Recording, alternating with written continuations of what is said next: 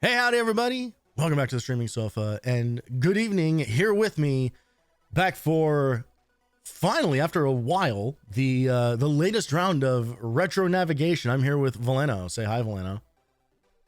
Hi, Voleno. Very good. Tonight, we are going back into the days of DOS. Back into an era that truly I have, like, extremely limited experience with.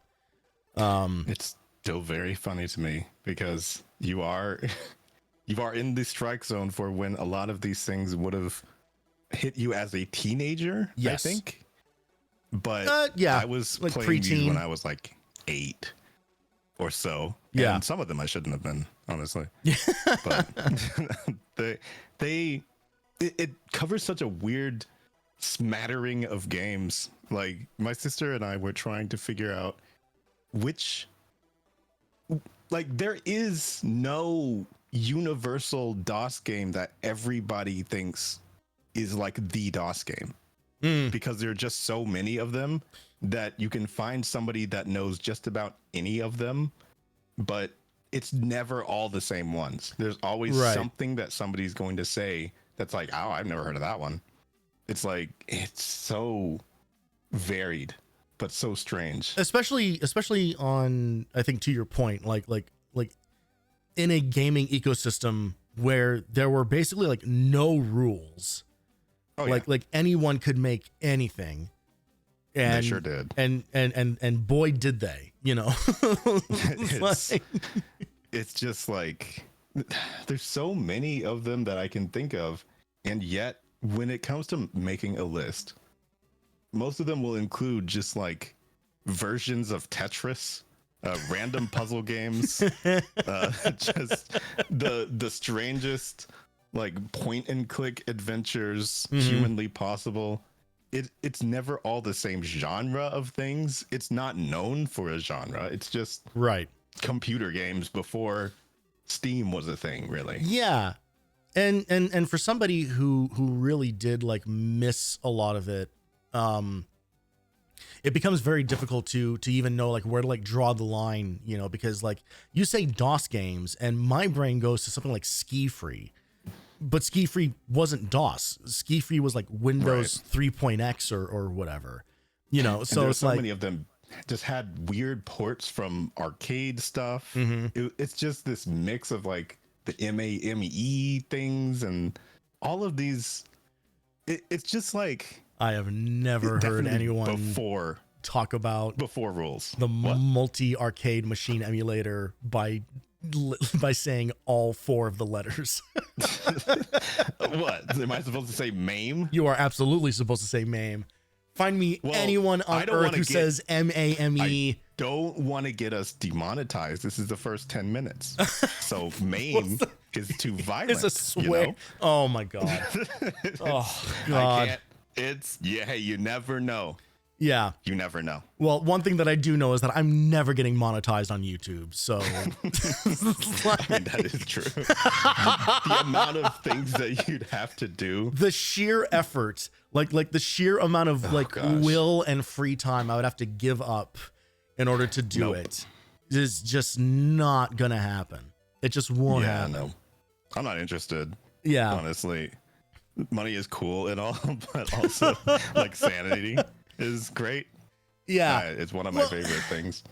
And it's that thing where there is a part of me that like both wants to and knows that like the real way to upload like these VODs and everything would do them as like actually like edits, you know, like actually like cut them down like to like the best moments and stuff like that, you know, cut out all like these, like, you know, all these bullshit conversations that we have, you know, like just get rid of the fluff. But the problem is that takes so much time. It really does. and it's a lot. And at a certain point, like, because I already have kind of like a short list of things that I want to do that with, you know, stuff like my Star Fox Adventures playthrough is one that I want to like cut down into like moments, because it's just too long of a game to do as just like a series of like standalone videos. But at the same time, there's also like this part of me that's like, but that also kind of goes like, counter to what my whole thing is trying to do anyway. Right. Which is, you know, here's me playing through these games. So it's like, which works great on Twitch, but YouTube is a different kind of audience and a different kind of experience. And I don't know if anybody has like the right answer. Is like, should you just put your stuff up just like unedited and just like, here's just the VOD that you can just watch at your leisure? Or should you actually take like the time to actually edit shit like down? And when I think about some of the people who I do watch on YouTube, it is all edited. Oh yeah, for sure. And but then they have like staff, and they've got people on their payroll who can scrub through all of these things, who get notes and everything, who have like a style of editing. It's all of this stuff that is really kind of hard to build up without being able to just put your full force into everything. Right. And when you have something else that you're trying to do with your life, namely live it, it's kind of hard to just balance all of that stuff. Yeah. Because there's plenty of times where I could think of like, oh yeah, you know, that was a moment, I could do something with that. And then it's just gone. And then the next day happens and it's like, oh yeah, I guess I still didn't do anything with that thing. I never made good on any of this. It's gone. Yeah, it's just gone. Part of me feels like particularly like guilty or hypocritical of it because I do consider myself like an editor. Right. But it's like, it's my own stuff that I'm not willing to like sit down and edit. Well, like, yeah. I kind of just want to move on to the next thing. But like I'm also an artist who has done nothing but like other people's art for the past like 3 years. Yeah. So, I mean, you can call yourself whatever you want, but until you're doing the thing, you're not doing the thing. Yeah. So, yeah. It's no, like, valid. Call yourself whatever you want. But most of the time when people are actively doing those things, that's when it's not going to create motivation. Yeah. That's when they get those titles. Yeah. Yeah. I think at a certain, in a world where it's such a is it catch-22 that is the thing that I'm looking for? Sure. Where it's just like, oh, if I was able to like do this full time, you know, and actually support myself from it, then I would have like the time and energy to be able to like do like more like constructive edits and stuff. But yeah, for sure. But the way that this becomes more successful is if I sat down and actually did like constructive and unique edits to things, because those track better for engagement. So it's like I mean, like, I think I'm frozen. Ultimately, there's like there's a certain solution for that, I feel like, where you end up finding some sort of either good Samaritan or like mercenarial soul who's willing to get paid a single time to comb through VODs and do all of that stuff. Yep. Like once, and then one of those things pops off, and then, you know, you hire them again. Right. Yeah. And then they become staff. Yeah. It's weird stuff like that I just wouldn't want to put the money up for. Though. The irony of that is I have been that person. Well, yeah. I've literally been the guy who has like been like hired to do like a 1 or 2 off thing. Yep. From somebody. And for that, I have all the energy in the world. I have all the time and energy that you could possibly imagine. It's like, oh yeah, that do a thing for that person. You got it. But, but as soon as it needs to be sense. For my own thing, it's just like, I don't want to scrub through all my own fucking VODs. And yeah. I don't know. Is this funny? I think it's funny, but I'm me and I'm not a good source of that information. So like, I think there were a few instances where I thought, and it's a little bit difficult in the kind of games that I play for there to be moments like that that aren't just purely related to gameplay. Because I have honestly decided that like I'm going to be less like crazy enough. I am going to be less apologetic about only playing the same game for most of my streaming. Because it's like, while I feel like playing it, I really should just play it. And if that's the thing that I feel like doing, I should do it. I shouldn't feel bad for not. Yeah, no, of course not. But at the same time, I know that I'm pigeonholing myself with like, there's going to be a certain community that understands that, you know, updating or uploading this certain boss or something that I'm fighting in this certain level is only going to mean something to so many people. Right. Where it's like, I'm looking at that, I'm thinking of like all of the items I collected to get up to that point, and oh, how difficult this is to do, and this maneuver and all this and this timing. And it's like, somebody could just look at that and say like, no clue, nothing of this makes any sense whatsoever. Yeah. And it just does not read on the outside. I've tried to look at other, okay, well, I haven't tried that hard to look at other Arknights content creators, because I find a lot of the way that people engage with gacha games is really annoying to me most of the time, because they come from the angle of either comparing it to other gacha games all the time, or just like having this really superficial-ish kind of take on all of these things. Like, they have to say something crazy about every single thing, like, oh, this character sucks, oh, this character is the worst ever, right? Like, why this character is the best character in the entire thing, and you should be pulling for this character right now. Like, I don't care about any of that stuff. I just it's all enjoy about the game. Like I could not care less whether I have every single character, but I couldn't care less whether or not anybody else should get them. So it's like the angle in which people tackle those kinds of subjects is just not interesting to me. Yeah. They're looking for something that is completely different than why I enjoy the game. I honestly just like tower defense games. Apparently, I could probably be the okay, Plants vs Zombies. I never played it. I don't care. But like, I have stayed this long because of the gameplay and everything else in regards to it. But I don't know how to translate the kind of player that I am to the kind of player that somebody would watch in a short, or in like anything else. Yeah, it's strange. Yeah, no, I understand, because I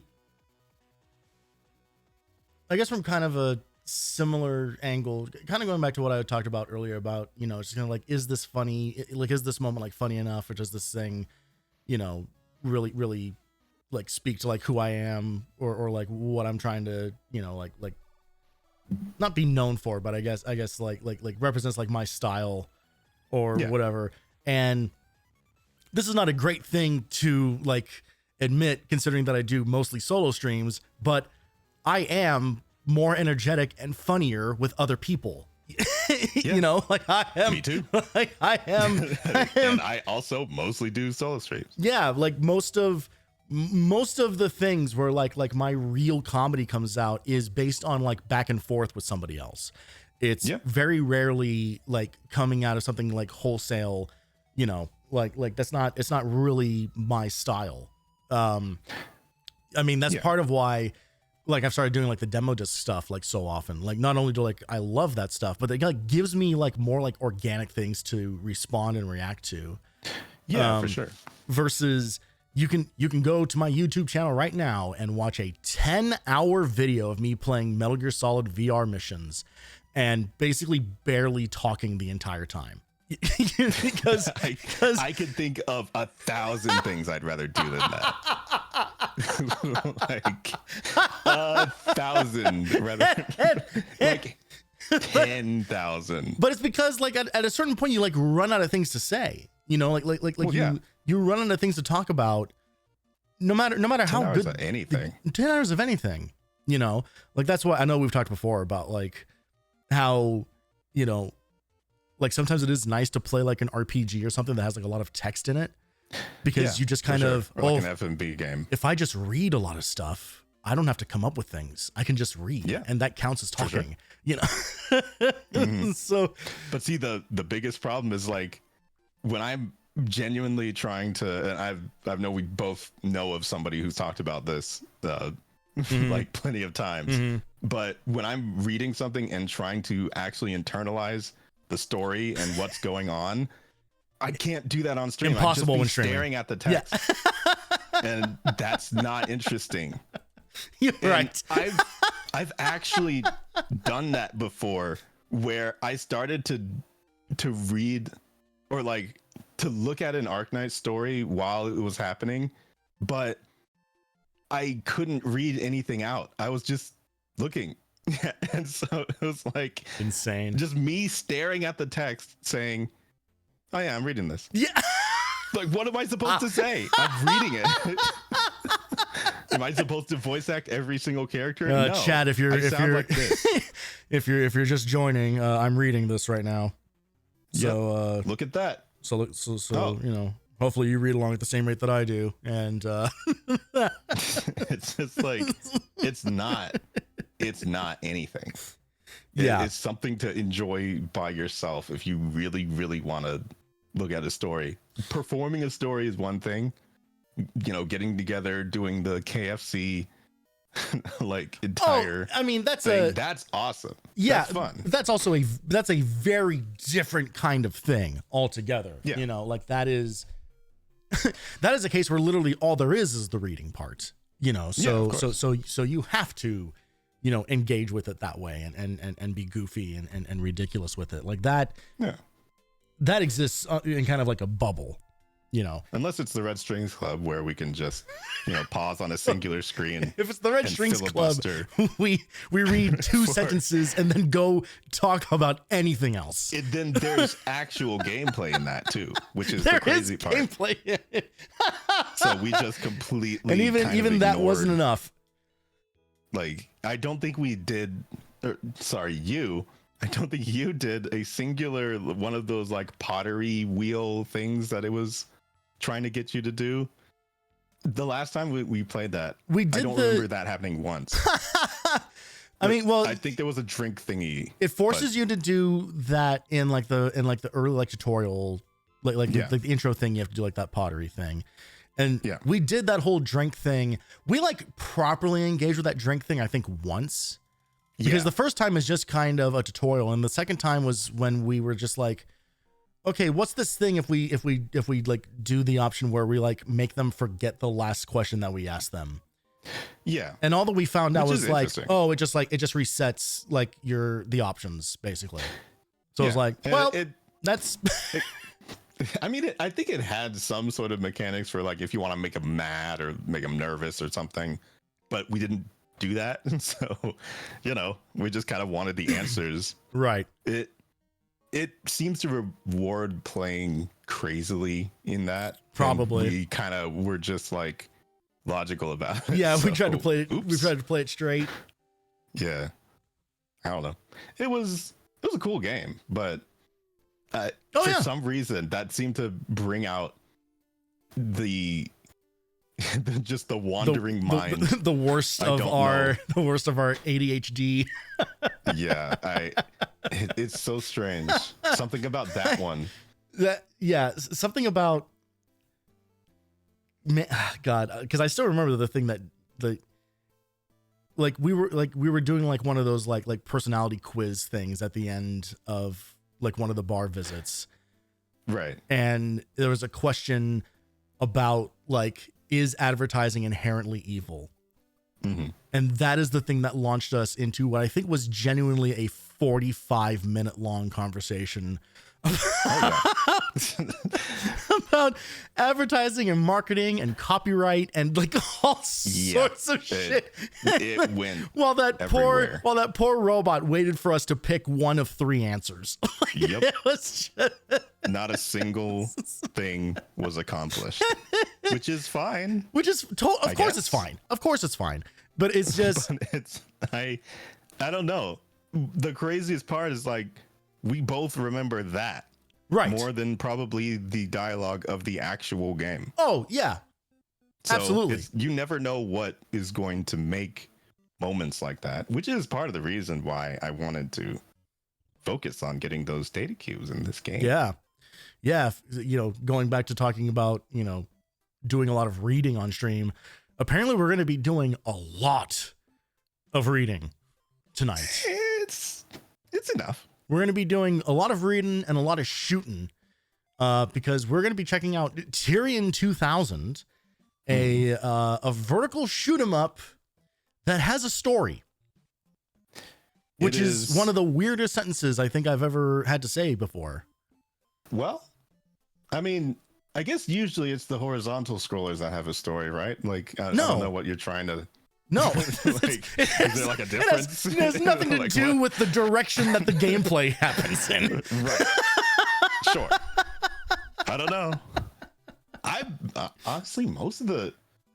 Are you like excluding the Toho games or something? Because don't they all have stories? I mean, do you count? I guess if you want to count those as stories, there. I mean, well, okay. Is there differentiation between bullet hell and just like regular scrollers? yes. 'Cause I feel like a lot of bullet hell games have a story. I wouldn't. Yeah, but I wouldn't say that very often is the story kind of like intertwined with what's going on. There's kind of like, here's a setup and then go. Yeah. You know, I'm not so. saying that they just happen like in a vacuum, but I'm saying that they have like the story equivalent of like reading like the game manual before launching. You know, like it's like that kind of thing. I'm also being like mostly facetious because there are definitely examples of shooters Oh, for sure. that have like genuine stories. Like I can think of like Cinemora is one, which is a horizontal shooter that's M rated for some reason, and I never got to like the M rated content. And apparently, like what gives that game an M rating is specifically just like what happens like in the story. Like it is just like through like character dialogue. I guess it like fucking goes some places. Interesting. Yeah, I've never heard of that one. What? That's platform is it even on? that's from the PS3 and Xbox 360 generation. Oh yeah, I was very focused on specific games during that time. Honestly, because we got the 360 first, and we got it specifically for a bunch of JRPGs. Okay, that mostly exist on there still, just because they neglected to port a lot of them. And even if they did, they ported them to the PS3, not the PC. Yeah, there's a lot of games that are still like stuck in that generation. I think that's why like most like remasters and stuff, you know, of the last 4 or 5 years have been specifically from like that era of games. I would still love to see. Tri-Ace in general is a JRPG company that I feel like needs to step it up and like exist. I don't maybe they're gone. Maybe that's why. I don't know. But I think they could be making easy cash if they port Eternal Sonata. Infinite Undiscovery is another one. What else? I don't know. Well, it's just a lot of them. Yeah. Do you know the story of Eternal Sonata? I don't. I think Eternal Sonata might actually be on the backlog though. Oh, I hope so. Because I think it is. If we're doing that, I am gonna be there. Okay. The whole time. I don't care how many streams it takes. If that could be our 19 stream one, I'm gonna be there for that. I don't have I'm gonna put it on the backlog now just by virtue of you saying that. There we go. Okay. Now it's happening. Yeah, well, I hope you don't regret it. Look forward to 2037 when we finally get around to playing that. Eternal Sonata. When we finally run out of Mega Man games to play. Oh my goodness. It'll be Eternal September. I guess so. It is a crazy game. It's probably, I mean, you seem to have lightened your stance on JRPGs a little. Oh but... yeah, oh for sure. No, yeah. A lot of my talk when I talk about like my like experience and attitude with JRPGs really stems from just me being like a kid and a teenager. Yeah. You know, and much to like your chagrin specifically, like it was like Persona that like broke me out of it. You know, like it was right. I guess technically FF8 was the thing that broke me out of it. Yeah, that was like the thing that kind of like put like the crack in the ice. And then Persona 5, like I couldn't stop playing that game. You know, like I could not. I had so much fun playing through that game. And it really did. And because that game, you know, and I'll be the first one to complain about like how overwritten the Persona games are. They're fucking ridiculous. But, you know, like for as goofy as it sounds, like it's like a more mature and better. Yo, Happy New Year. Hey J-Dub, Happy New Year to you. Thank you so much for the resub. It's a more mature and better realized Pokemon. Oh, like that's what Persona is. I guess so. It's Pokemon with demon monsters, you know, and and it still uses like the same kind of like paper, rock, scissors system, but not in a way that's like so egregiously like 1-to-1 brain dead easy. You know, it's just like you are attacking like elemental weaknesses or whatever to get benefit for like a turn. You know, and you're like stacking, you know, your abilities and your attacks in a way where you can, you know, make good on that and then like do like your all in attack and everything and try to clear everything out. But also that game's like specifically Persona 5's like sense of style and its music and everything. Like I love everything that the game does from a presentational standpoint. So having like gone through like that whole like personal character arc or whatever, I think JRPGs at large are still kind of like a hard sell for me, only insofar as now it comes down to like specifically what mechanics are in this game. But that list of mechanics has now started like spreading to like other games that like would be interesting, but because they have like these other things that aren't like specific to JRPGs anymore, it's kind of like, oh, I guess I'm not really gonna do it. Like Valkyrie Profile is one of those, you know, to talk about another Tri-Ice game. Like Valkyrie Profile is stunningly gorgeous, is a game that I absolutely would love to play through. It has some bullshit gift system where if you don't give your dad the right items at the end of every mission, you cannot get through to the real ending of the game. And it will like hard lock you out of like tons of content. That sounds horrible. Like the kind of thing where I need to like sit there like with like an item guide in front of me in order to like beat the game's design. You know, I don't want to do it. And I wouldn't consider like Valkyrie Profile a JRPG. You know, it is kind of like pseudo turn-based. It's more like active time battle system or whatever. But its presentation and everything like really appeals to me.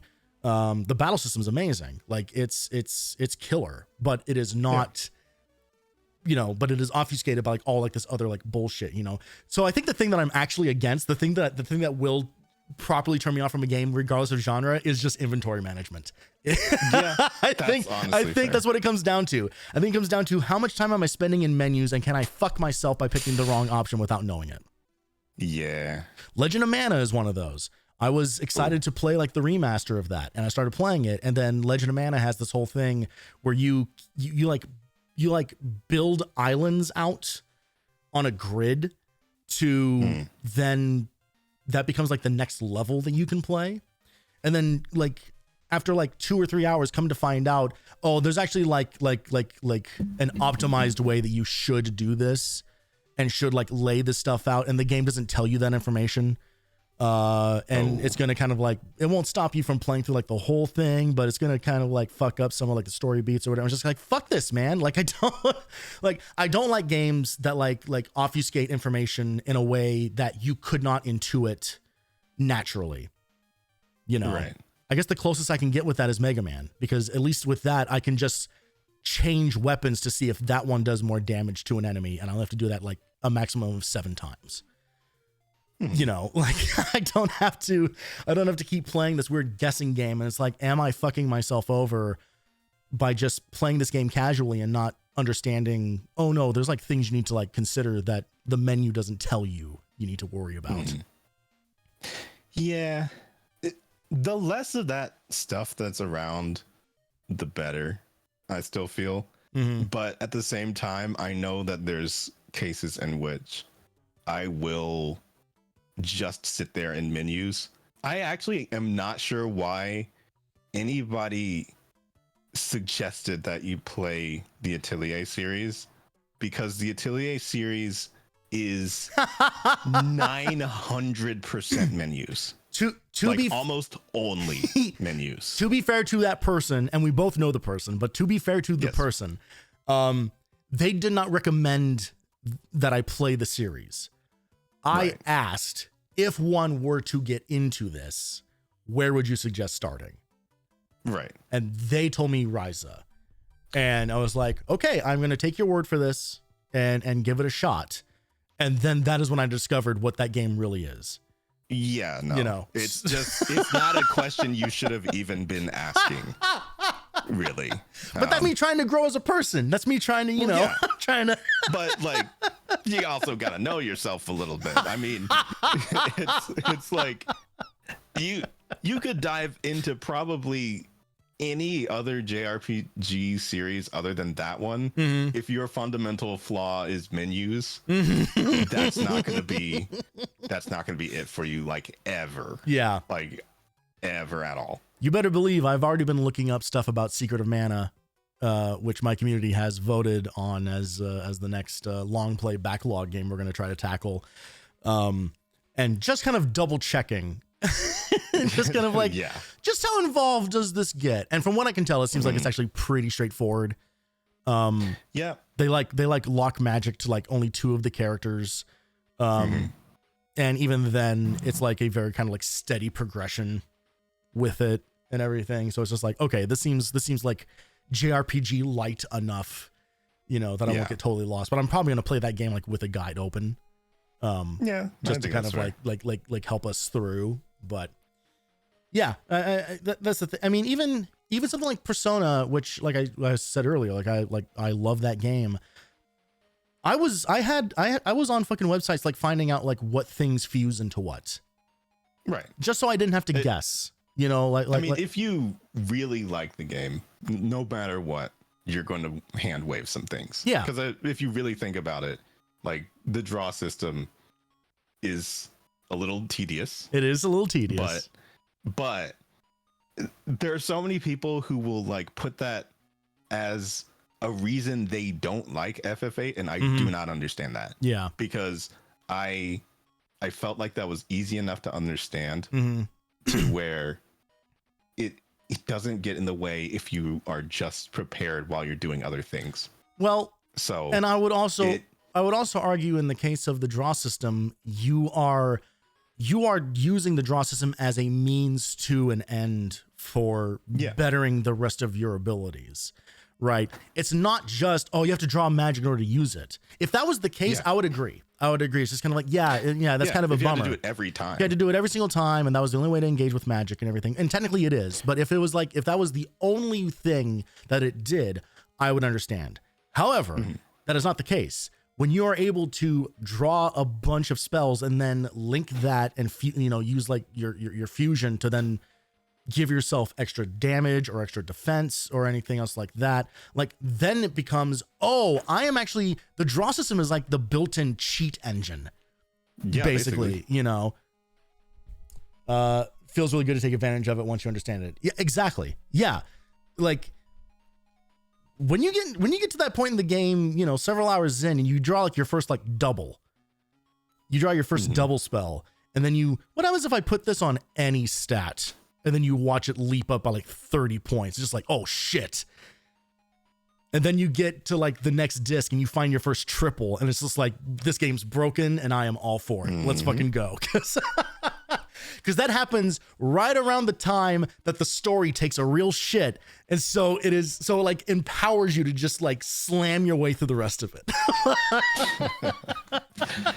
Yeah, I don't think I really got to that part, but either way, even just from what little I played, I could tell that that was one of those things where I almost feel like it makes the grind feel meaningful because Exactly. you're always doing something in regards to that. Yeah. So every battle technically is you preparing for the next battle.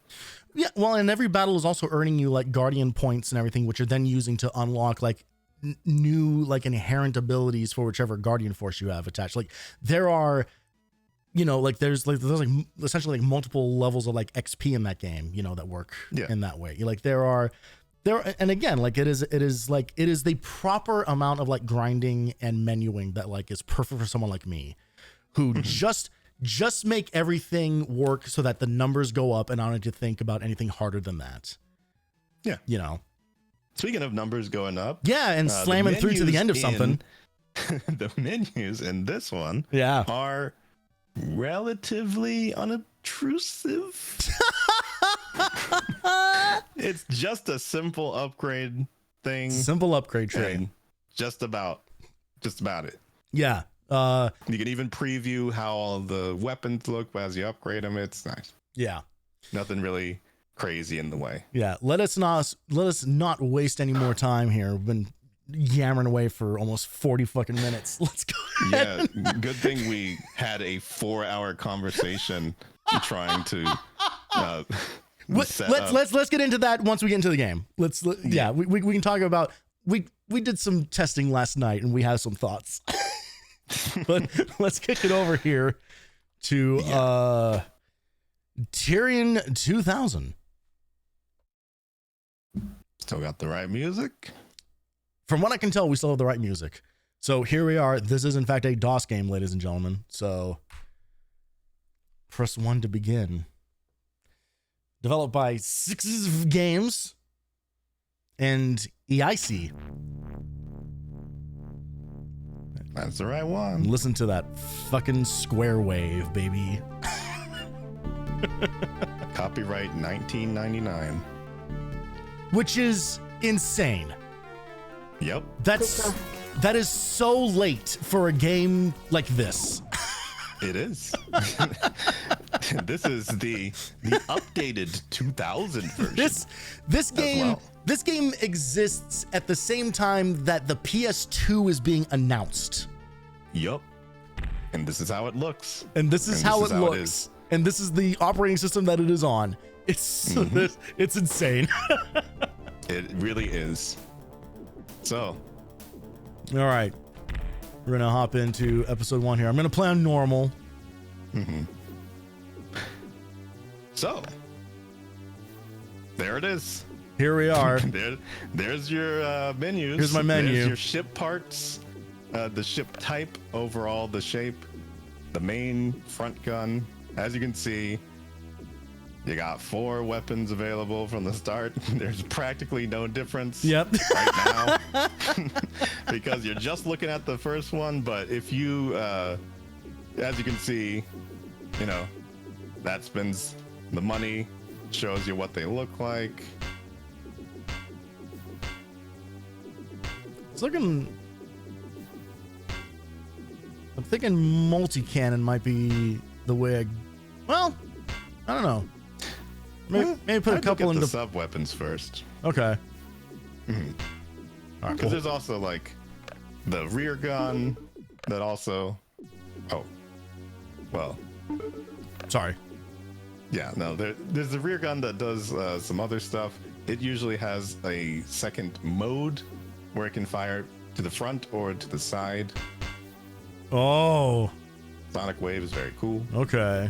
The heavy guided bombs are homing. They don't look all that impressive, but they hit pretty hard. Shields, obviously, you're not going to get hit, so you don't need any of that. No, I definitely wasn't dying almost immediately during my play tests of any of this. No. This is a general upgrade to the amount of things, because the more you upgrade your weapons, the more it costs on the generator. So the longer that you fire, you'll actually slow down on the generator. Okay. And when the generator is low, it's easier for hits to take up your shield. Gotcha. So it'll just it'll leave you vulnerable and it won't fire as fast. Okay. Those are the plasma storm. Anything that has ammo is something you have to manually fire. Gotcha. The plasma storm is a giant fireball, but for some reason it doesn't show in this. Okay. It never has. I don't know why, but there is also the microsol of front blaster and the right sidekick, where it is like this little thing that you can detach that also goes upwards. I don't know what microsol is supposed to be, but I don't know what that's supposed to be at all. But yeah, the satellite Marlowe thingy, that's just like a little side thing. It's not really all that strong. Well, but yeah, I think to start,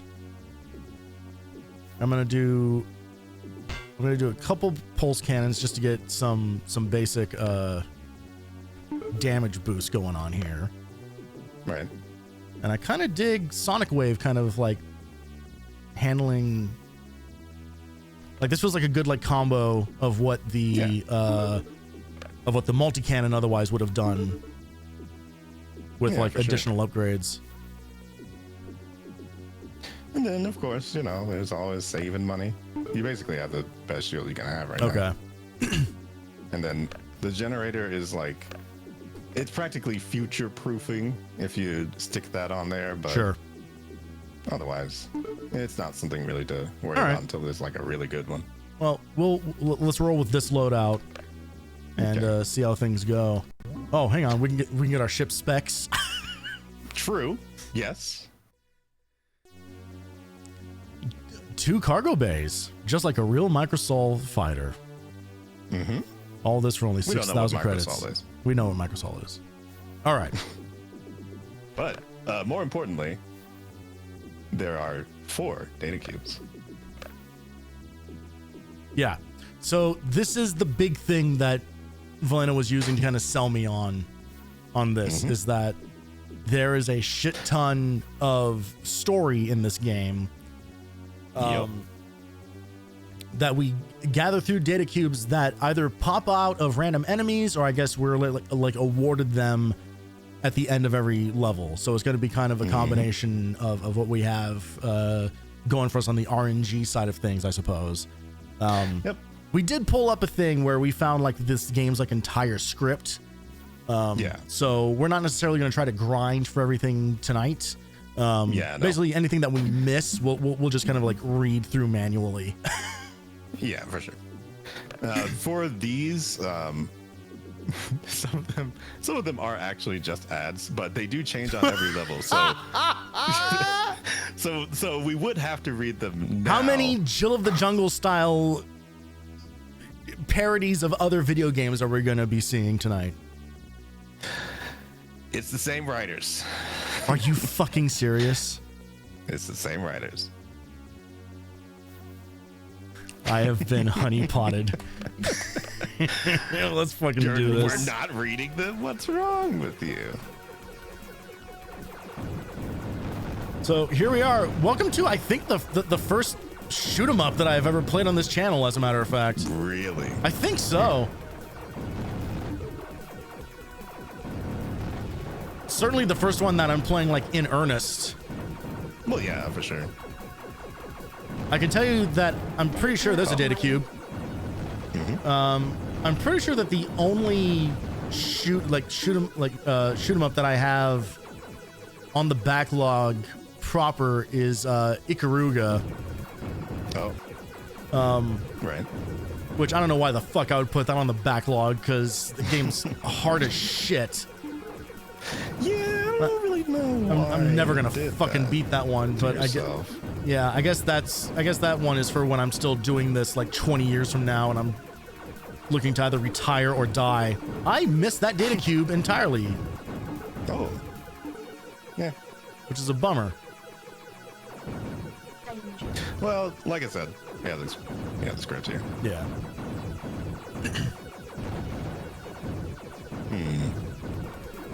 So, the first four cubes that you start out with.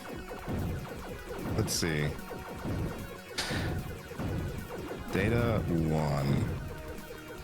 So data flux 040548871. Don't call that number. After gathering all available data, I think I found the safest course into Tyrian orbit from my landing platform. After heading due west out of Fauci Mines, you should come into contact with the floating battle platforms. Watch for the auto-targeting plasma turrets. I think you're seeing those now. Oh, God. Oh. All right. The hitboxes on those data cubes ain't great. Yeah. You know, I understand.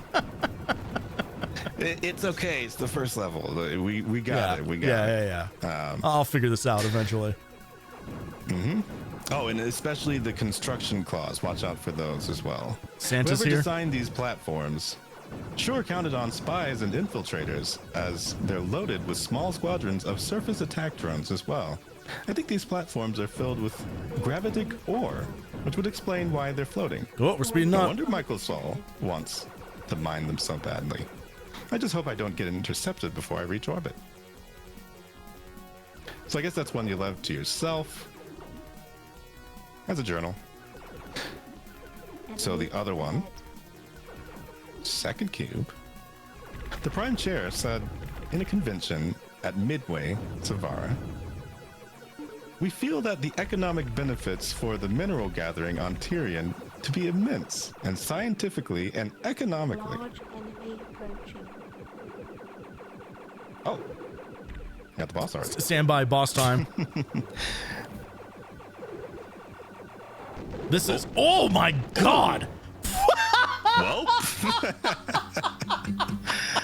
ooh, Jesus well, Christ. So remember that part where I said to watch out for the claws? Well, that thing's got claws too. That took very little. So yeah, that other thing about the shields, the generators, and all that. If you run into something, you are toast. Just go ahead and increase our forward output damage output here, and Oh yeah. let's see if we can't get these we'll get these data cubes a little better this time. Oh yeah. That was one of the reasons why I wasn't too concerned about you missing them. You knew I'd get a second chance. I figured you'd get a chance to look at the level again. Yeah. Don't worry, they're not that long. As you can see. I mean, even during our little playtest. Oh, fucker! Even during our little playtest, I think we were almost to the end of the level by the time we even looked. Yeah. So for chat, this was originally intended to be our first simultaneous two-player game that we were going to attempt. And so we did some tests last night, and after exactly one interaction with the software, Voleno and I have determined that Parsec is a piece of shit. No more Parsec. And is bad, and no one should use it. Because it caused so many problems. The fact that even dragging the window was a problem is not good. Dragging the window on Voleno's side made the whole thing like his entire PC turn into a slideshow. Yeah. Meanwhile, I gave him mouse control for like 30 seconds, and my PC had a fucking meltdown. Like it was just it would not relinquish control. I could not switch windows anymore. And then just having Parsec just open in the background without without us trying to like do anything like too heavy or whatever, I couldn't even type properly without the whole thing like grinding to a halt. It was rough. It was real bad. Yep. And I don't know if it's one of those cases where you have to buy the version that works, but we're not doing that. That's not going to happen. So I'm not going to give my money to a piece of software that didn't work in the free version. Yeah. So on the hopes that it's not doing any of that. Slightly better. It did not work out. But yeah, I think that's fine, honestly. So we will look for different opportunities, because there are things that actually do have like built-in multiplayer to them. Like we don't have to use like these weird workaround things. Because there are certainly a lot of options available there, but goddamn, like last night was so insane. Really we genuinely did spend. Well, we were on call for like 4 hours, but I think we spent like actually like 2 of those hours trying all sorts of different shit.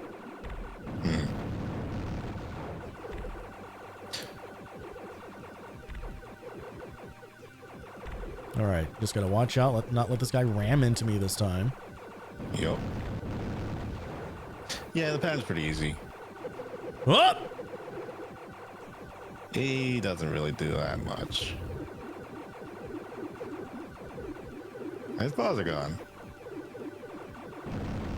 See? Bazinga. Level completed. And you got 1 cube, 2 cubes. Thank you very much. I think 2 one of those. I think one of those is the gimme. Yeah. So those are like information about the area. Not really one of the story related ones. Oh my god. There's a read percent like a fucking Kindle. Yep. That's actually kind of cool. It is. I dig that. I like it.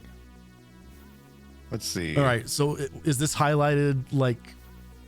Oh, it was highlighted like Zelda text, like it was important. I thought it might be a hyperlink to something. No, I don't think so. A multi-directional weapon is recommended for countering the asteroids and the bases. Oh, okay. So they're like giving like hints about. Yeah, it's like about the upcoming in-universe hints. But this is one of the first ones where you have a choice of which stage to go to. Okay. So there are actual routes. I don't think it's something that it's like trial and error whether or not you like one stage or the other.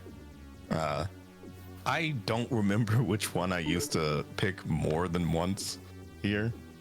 I feel like I picked 2, but yeah, the offerings for the weapons do actually change for each of the stages. Oh, we can go up a shield.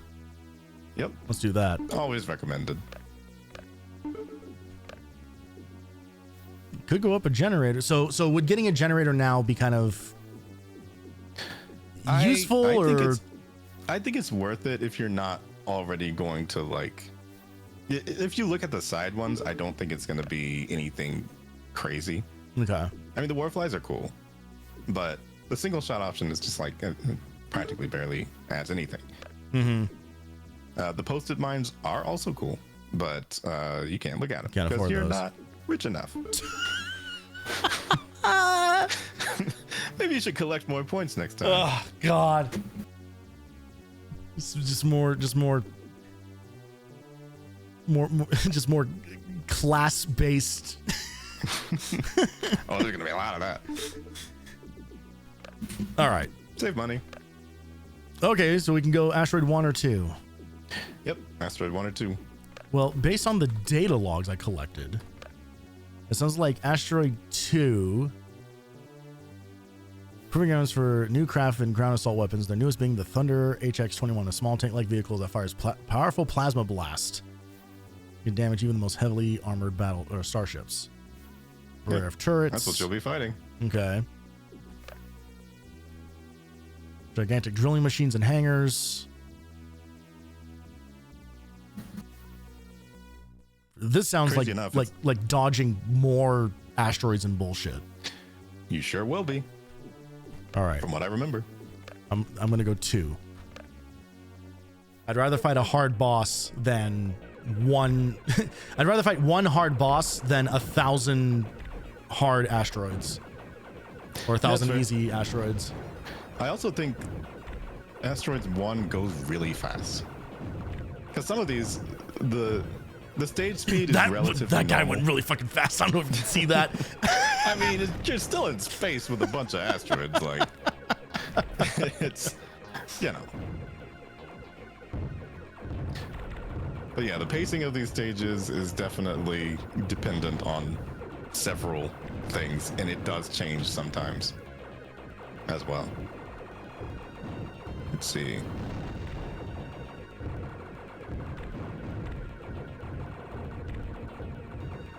This has gotten immediately more intense compared to the first level.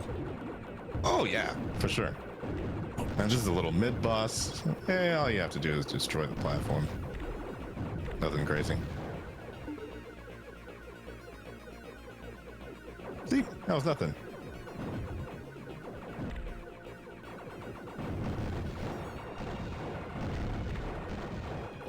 All right, this feels like a great time to warn you now about the pacing of this stream from this point forward, which is Oh, you're gonna have to fill in a lot of silence, I think. that is true. That's why I have these data logs. I was just looking for the next one to see if there was one that was important.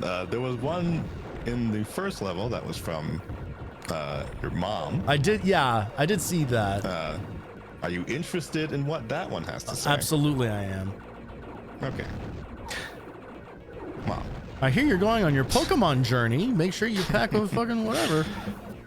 Yeah, well, it's about that. Dear Trent. Your name is Trent. Your name is Trent, by the way. Dear Trent, glad to hear you're doing so well on Tyrian, son. Papa's so proud of you. Oh yes, how's your Azudra friend? He seems nice. You'll have to bring him home this Fokar cycle for dinner and a hollow snack.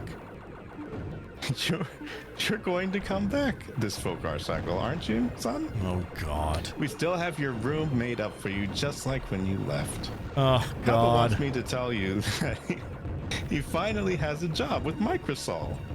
It seems they're interested in charting the Sty 5 sector where you're working. I always told you Papa was the best holochart deployer on Savara. Finally, I think we're going to move out of this old home. Papa got a huge payment from his pea scouting job, and we can afford to do some things we always wanted to do. Oh, Papa says we have to go to the final interview now. Seems they want us to visit a local branch for a welcoming party. All our love, Mom. All right, so we're never seeing our parents again. Wasn't Is that what I've important? gathered from that. Oh, also, by the way, those icons were for secret levels. The what? Those orange ones. I've already forgotten what they look like or what you're talking about. I'll show you next time. But I'm gonna be in next time because I'm gonna beat this fucking tank that won't let me shoot it directly from the front, and it's gonna be all gravy. Well, I mean, just next time there's Whoop. a secret level. Aren't you glad you picked the Sonic Wave? I'm extremely glad I picked the Sonic Wave. I think this level would have been straight up impossible otherwise. I just got $1,000 from killing something. Nice. I believe you're almost. Yeah, you're done. Did we see a single? Nope. We did not. And I was blowing up a lot of stuff. I only got 38% destruction. I didn't think I was doing that poorly. It's not even poorly. It just counts all of those asteroids that are passing All those asteroids, by. and I think there was that point where there were like the two like orange strips on either side. Yeah, you And could destroy all of those were too. destructible. Yeah, okay. So this game is impossible, basically. Yeah. No. Well, at the very least, it's not one of those cases where you're going to be like, "Oh, I'm hunting achievements for getting all the destruction." No, you're not doing that. You are not doing that. So yeah. All So right. as you can see, there's like precedent for upgrades or not. Yeah, I think I am gonna go one more on the front gun here. Whoops. No. Oh, but by nothing really much there. Yeah. All right. The mega missiles are incredible, though. Okay. Just gonna say. Things get expensive quickly. They sure do. So if you want to downgrade your generator or do whatever, I mean. Yeah, I did see that it like gives you cash back, which is nice. I appreciate that. It's like infinite reroll with all this stuff. It's definitely not so intrusive with that. Oh, now we're talking. All right, now this is just like 1942, so I'm in my comfort zone. For sure. There are definite influences from other ship games and stuff like that in this one. I played the hell out of that game growing up. It was one of the few games I had on the NES.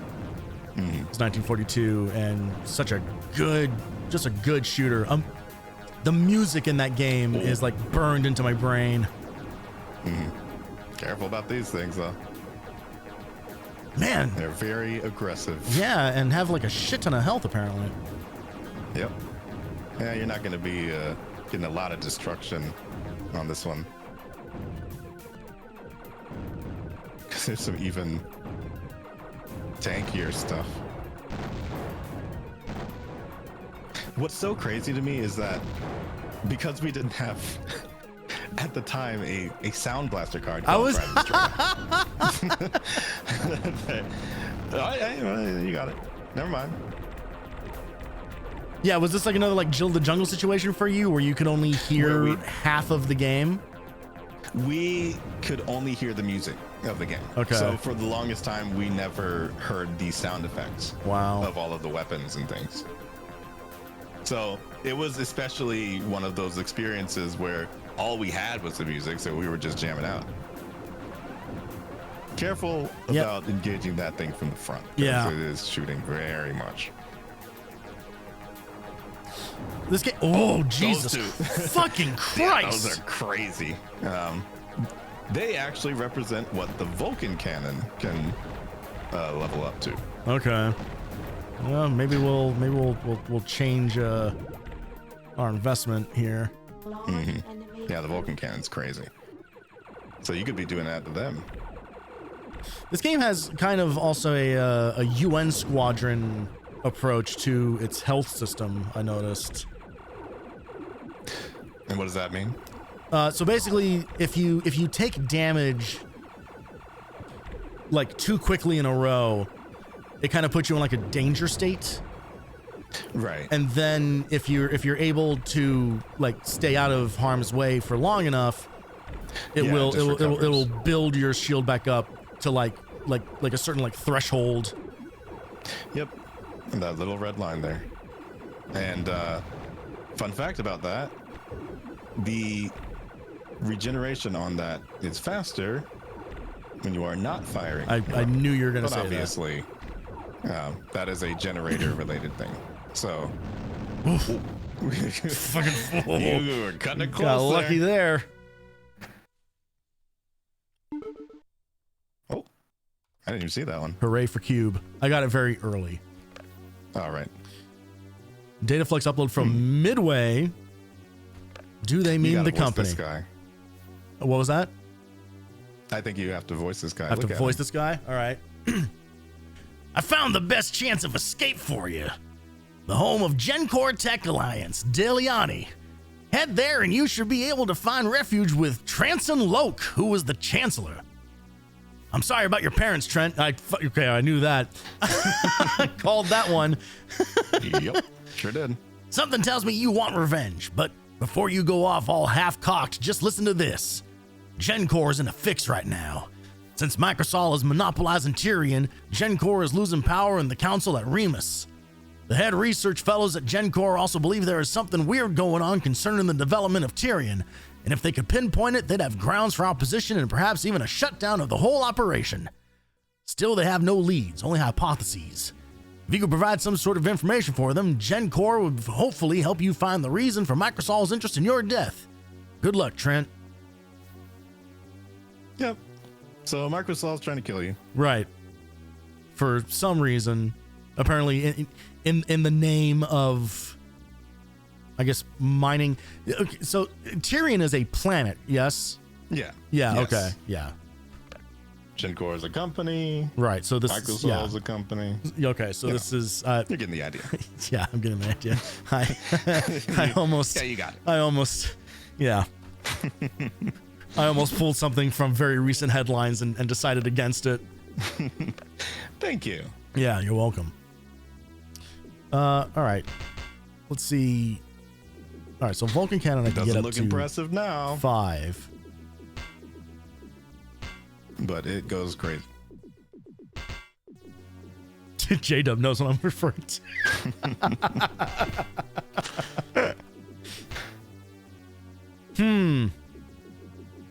Hey, it's all up to you. Well, yeah, so the thing that I'm curious about, well, I guess it's fine, right? Because it's the sonic wave that's kind of like covering like my area. Yeah, for You sure. know, so I'm kind of like getting what I need out of that. So I guess if we go this is essentially covering the same center. Yeah, let's try it. Yep. See how it goes. Highly recommend it. I mean, you can look at the rest of them. Fireball is pretty interesting. I would say the rear weapon mode thing is like it sometimes will change the firing direction. Oh, okay, I can actually I can test it from it's here. a little, yeah, it's like a little odd, but I think the Protron also has one, so I'm not sure why it didn't There we go. say. Yeah. Oh, It's got like a whoa, like one of God. Yep. Okay, Yup. we're just gonna. Okay. So yeah, I see what kind of player you are. You like running into stuff, don't you? You goddamn right I do. Make us that I have to. The micro bombs are very interesting. Okay. So you can basically fill the screen with those at your leisure. There's 60 of them. Great. Let's do it. Wait, why not? Oh yeah, I would also recommend saving. Oh, good call. Yeah. Okay, left side kick control. Okay. Mm-hmm. I don't feel great about pressing the control button while I have things like OBS open, so I might change this. That's totally fair. Let's do that. I'm not even gonna lie, I mostly played this with mouse, so Oh, wow, you guys collabed together? yeah, we know each other. Oh, crazy VTuber joke. Everyone loves VTubers. What am I? Actually, I think that is a more natural position for my hand to sit in. Let's do that. Oh. On AX, huh? I guess I'm not allowed to change this to S for some reason. I guess you're not. All right. Axe it is. Change fire, enter.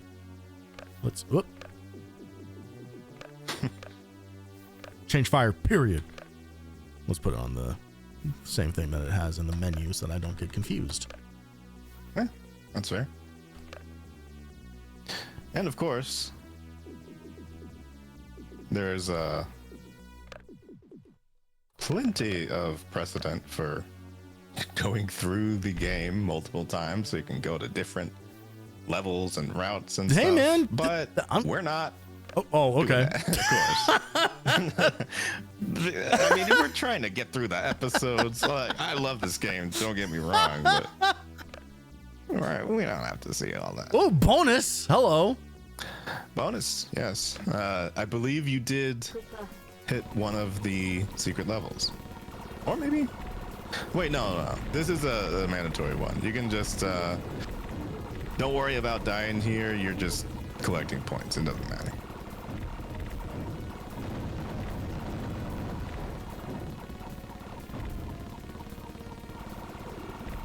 Yep, there's a bunch of those little formations come down. It's all pretty normal.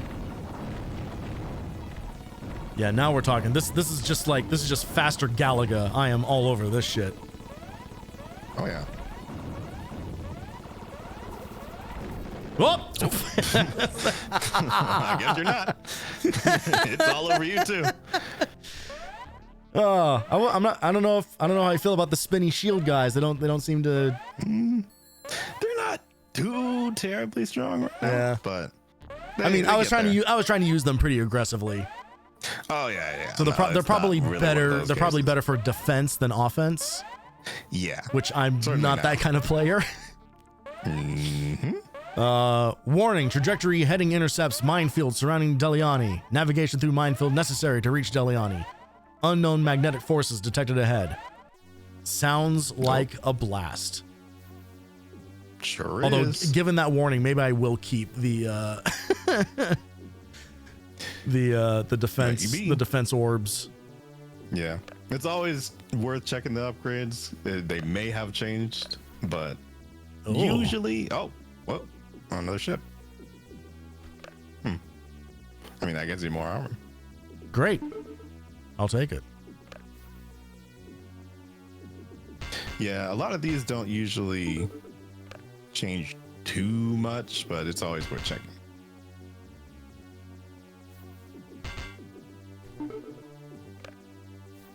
No new shields. No new generators.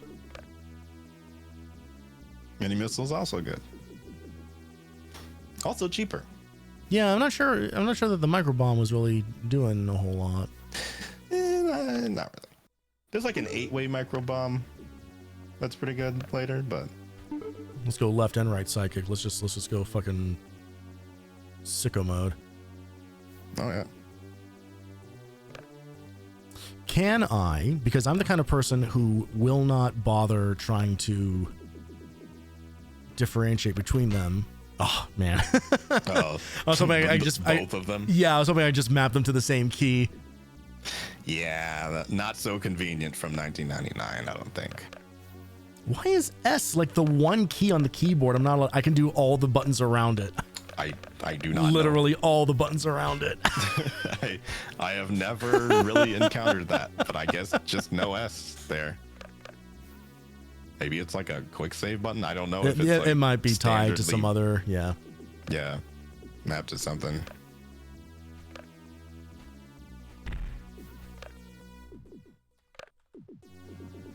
Oh, Yeah. nope. No cubes to check. Oh. Good luck.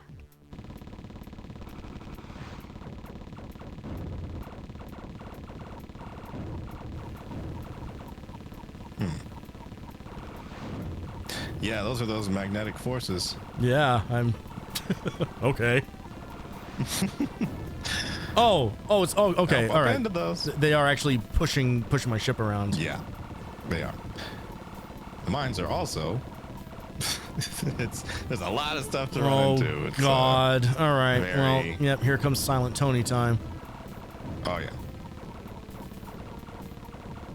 Oh no. So- Oh, I'm gonna have rock band eyes after this level's over. Yeah, you might be seeing this one in your sleep. And they still expect you to collect the gems. Oh, that was Thankfully, very short. it's extremely Yeah, short. some of these are just like, you know, you're going through here. Yeah. Level. it's this way. So it's interesting though, because it's like it is a story-driven thing. It's not as though every single one just like hammers you with like a bunch of stuff to read, but you kind of get the idea of what you're doing. I mean, obviously you picked up on like what was going on with the parents immediately. Yeah, it's not too hard to read between the lines on that. It's It pretty. was like, your father and I are having an amazing life. Everything's going great, and we miss and love you, and can't wait to see you again. Like, you might as well. Did you ever see? I know the answer to this. Did you ever see Thumb Wars?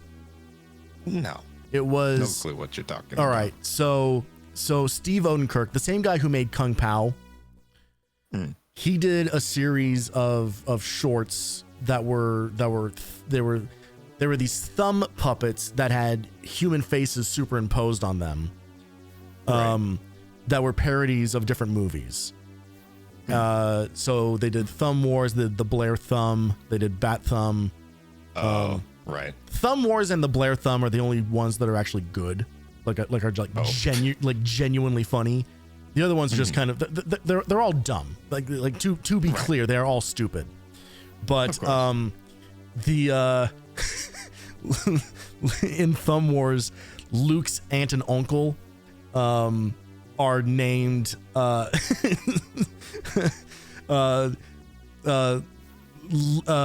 think it's Aunt Soon Die and Uncle Won't Make It.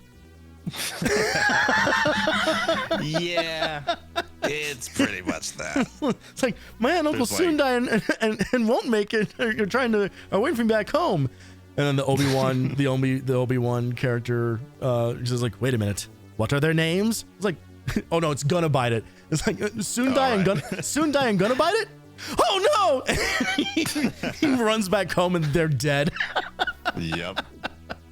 It's basically that. It's all over again. It was not subtle. So yes, we hate Microsoft. And most Microsoft products.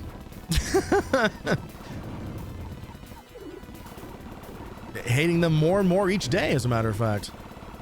Oh yeah. Especially every time they try to update without your knowledge. Yep. Yeah, be careful with this one. It's real tough. My damage output seems shitty. Yup. Perhaps it would have been nice to stick with the... Oh, that was an upgrade that you missed. Fucking where? There's so much on the screen.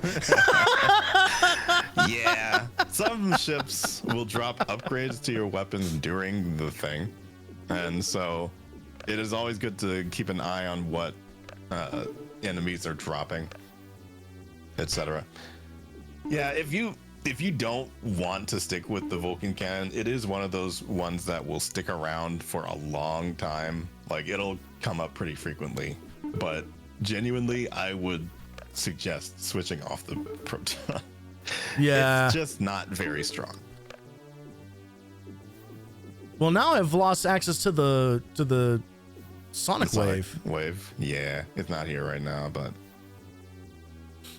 okay. Well, first thing I want to do is at least.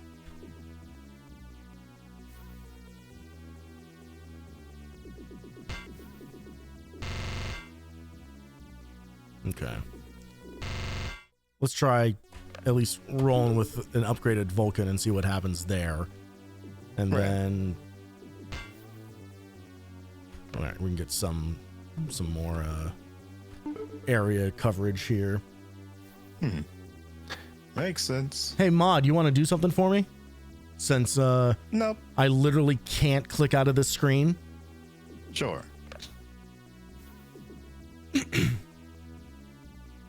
What, is it about your timer? What? Just open my the chat. Blue bot timer. Oh, you fucker. God damn it. I don't see anything. What are you talking about? You're right. I guess I must have imagined it.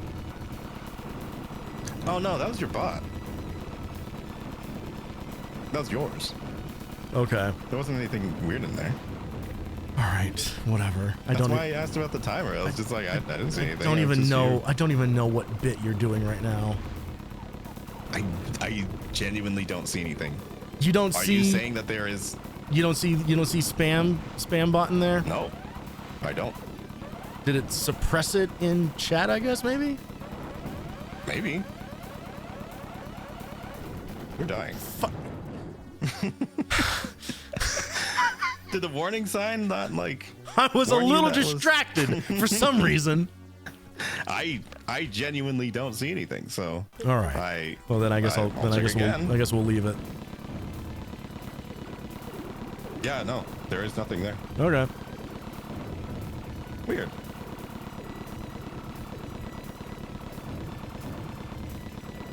Are you sure you're not looking at somebody else's chat? Yeah, I have someone else's chat open on OBS. Weird. It might have been one of those things where, oh, interesting. Okay, so that is, yeah, that was the one that dropped the upgrade down there. Okay. But don't just. I have no idea how to use it. All right.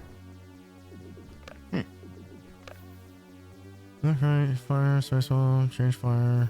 Oh no, some of those special weapons, they will only, like, you have to stop firing for a second and then it'll fire.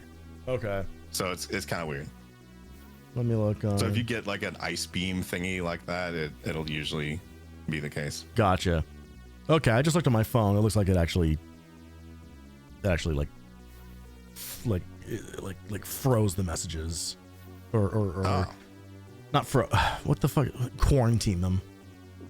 Oh, okay.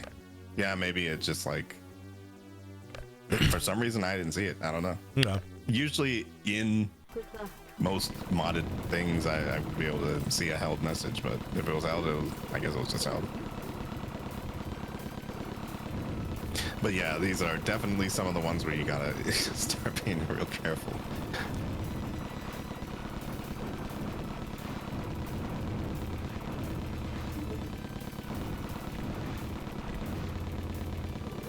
Oh wait, oh, okay, I see. You've only got the mini missiles on the left side. Yeah. That was both to save money and also, like, I wasn't really I didn't really have like the headspace to like switch to pressing a third button. Right. I feel like that makes sense. Because it really is very fast. I'm not even going to lie. I wouldn't blame you for like lowering the speed of the game. Yeah. Which is a possibility. Yeah. I'm playing on normal right now. Well, no, it's an actual just like game speed. Yeah, thing, I know. I'm saying I'm playing on normal now. I had it was set to turbo when I first launched it earlier today. Oh, okay. No, I didn't see that. Yeah, turbo is. I don't think I ever played on turbo. It's just too much. Yeah, this isn't fucking Street Fighter. Oh Ooh. God, that was not the move. Yeah. It's a lot to get used to, but it seems like you're getting it. Shit, fuck, shit, why did fuck. I say that? Yeah, why would you say anything? Why did I say that? Well, thankfully, there's no sound cue that's making things more stressful. Yeah. Oh God damn it. It's just the shield's low. Oh fuck. I mean, your armor's low, but your shield's fine.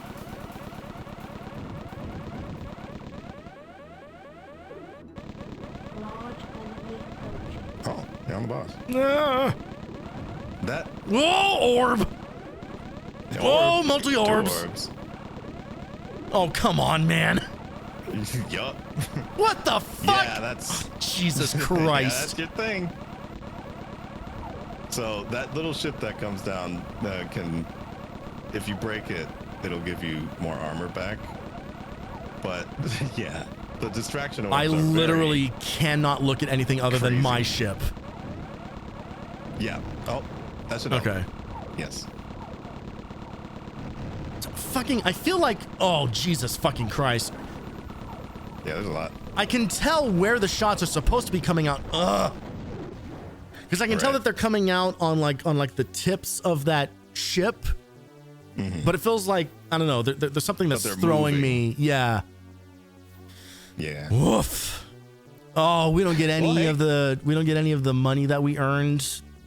No. To use here. That would have been like, not. oh God. Okay. Yeah, you got to do it all in one try. All right. Let's try going back to pulse cannon. Vulcan was just not doing shot. It. Huh? It is a denser shot for sure, and I feel like the Vulcan cannon is probably at its best when you are able to upgrade it fully just in one go, and you have enough money to just pump it right up to 10 or whatever. But as it stands, you'll definitely get other chances to get the Vulcan cannon again. So I would not blame you for switching to pulse. Yeah, let's try this and see what happens. Mm-hmm. And honestly, most of the time with the sidekicks, I feel like what ends up happening is I don't remember that they exist until the boss. Yeah. So, but if you do remember that they do, then they do regenerate as well throughout the level. So use them as much as you The can, ones with I ammo would say. regenerate? Yeah, they do. Oh, okay. I was kind of being cautious. Oh, Okay, yeah, that's the upgrade right there. yeah. Yep, that's it. No, I didn't. No, you didn't. Look in the fucking upper left. Okay. I gotta show you what the upgrade thingy looks like then, I think. That wasn't it. There is a drop that will upgrade a weapon that is your sub weapon or your Oh, main weapon. maybe I'm misinterpreting it as a thing to avoid. Yeah, you might be.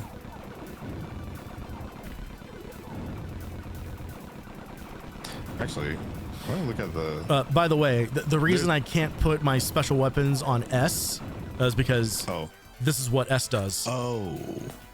The sound. Turns the sound off. Right. Why would? Okay. You know what? Actually, Oh, I can kind of see why you might want to have a shortcut for that. Because I think if it actually turns off the warning sign or sound, then I could see why. Yeah. Because the warning sound is very stressful. This is too stressful for me. Yeah. I'm 7 years old and can't handle this. Yeah. All right, let me look for. Because I'm pretty sure there's like a sprite list on this thing. The giant website. Yeah. yeah. Last night, Voleno sent me a website that's like a guide for this thing, and it's just this Large enemy approaching. giant, like, I'm not going to say unsorted spreadsheet, but certainly not laid out in a way that makes sense to human eyes. Yeah. It's got a lot on here.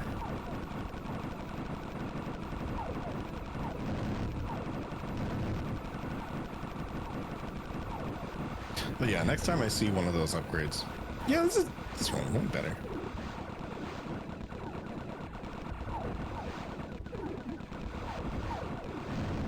Yeah, fuck your Vulcan cannon, man. Yeah. No, it's like it is definitely one of those ideas. Oh, there's Transit. Oh, I'm getting, okay. Huh. Well, because I didn't get any cubes, like, through, like, the level alone, but... Yeah, no, some of them are well, not. The story ones I think will appear no matter what. So it's there.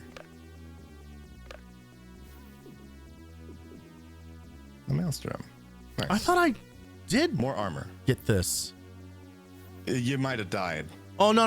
Oh, okay, no, I got the Phoenix. Oh, yeah. All right. Well, definitely. Yeah. Ooh, the lightning cannon's there. And the mega cannon. See, okay. I don't really like the lightning What? cannon much. The mega cannon is one of those where I feel like you really need To get to all the upgrade it way up. fully. Yeah. because Because the fire rate on that. well, that is because of your generator. And Oh. your generator is also assuming that you are firing those missiles at the same time. Okay. So this is kind of inaccurate. It's kind of showing, but it's kind of showing you if you were using everything all at once, this is what you'd be looking at. Yeah. Gotcha. Yeah, basically. Interesting. Okay. So yeah, the pulse cannon is very low maintenance on the generator.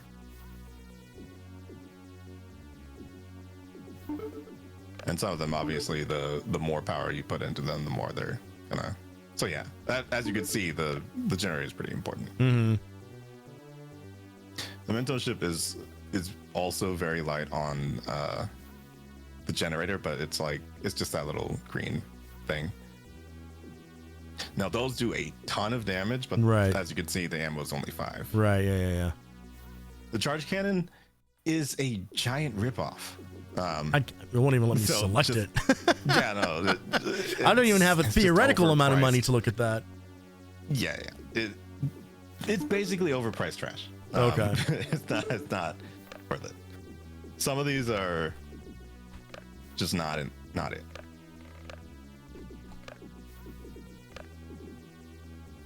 All right, I would recommend another read of the cubes, You just got so it. we can You got it. get an idea.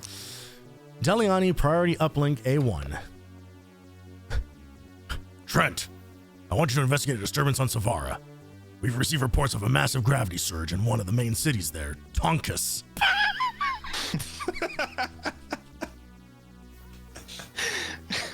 Have you noticed that the names in this? I want you to investigate Big Chungus. The situation there sounds grim with a number of people panicking and trying to escape. I know it's short notice, but please do your best. Further details are available from Emperor Milktoe's address, which I am also sending. Can you believe I sent this with a straight face?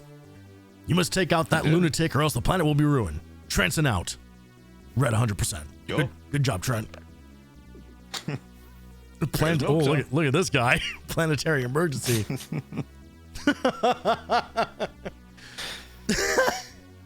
This is Emperor Milktoe of Savara. This planetary distress is not a drill.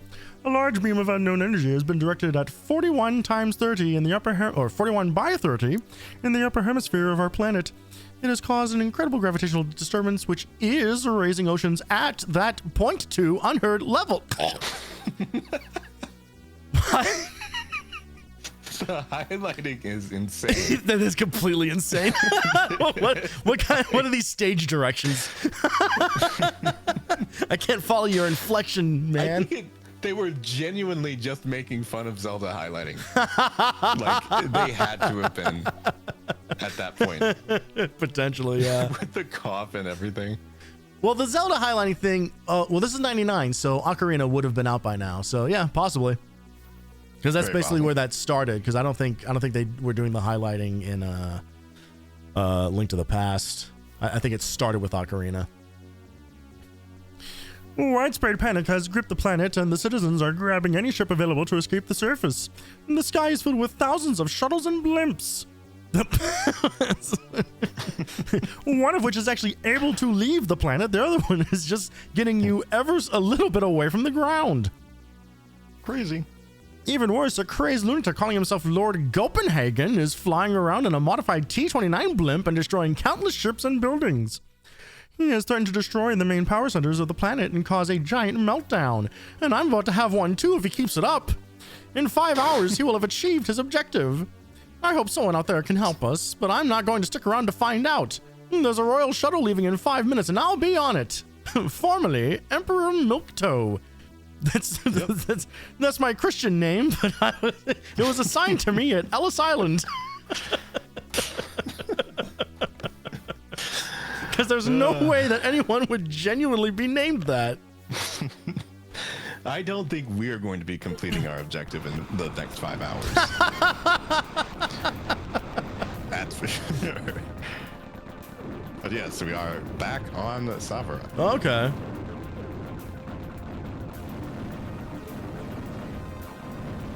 In 1945. Well, these guys are giving us a bunch of cash. Yep. Oh no, the Emperor's blimp. I wouldn't. As you can see, everybody's trying to escape. These guys ain't. All right, great. I wouldn't. Not at this point. There's a weapon later where I feel like you can very confidently take on those things, but this ain't it. Not yet.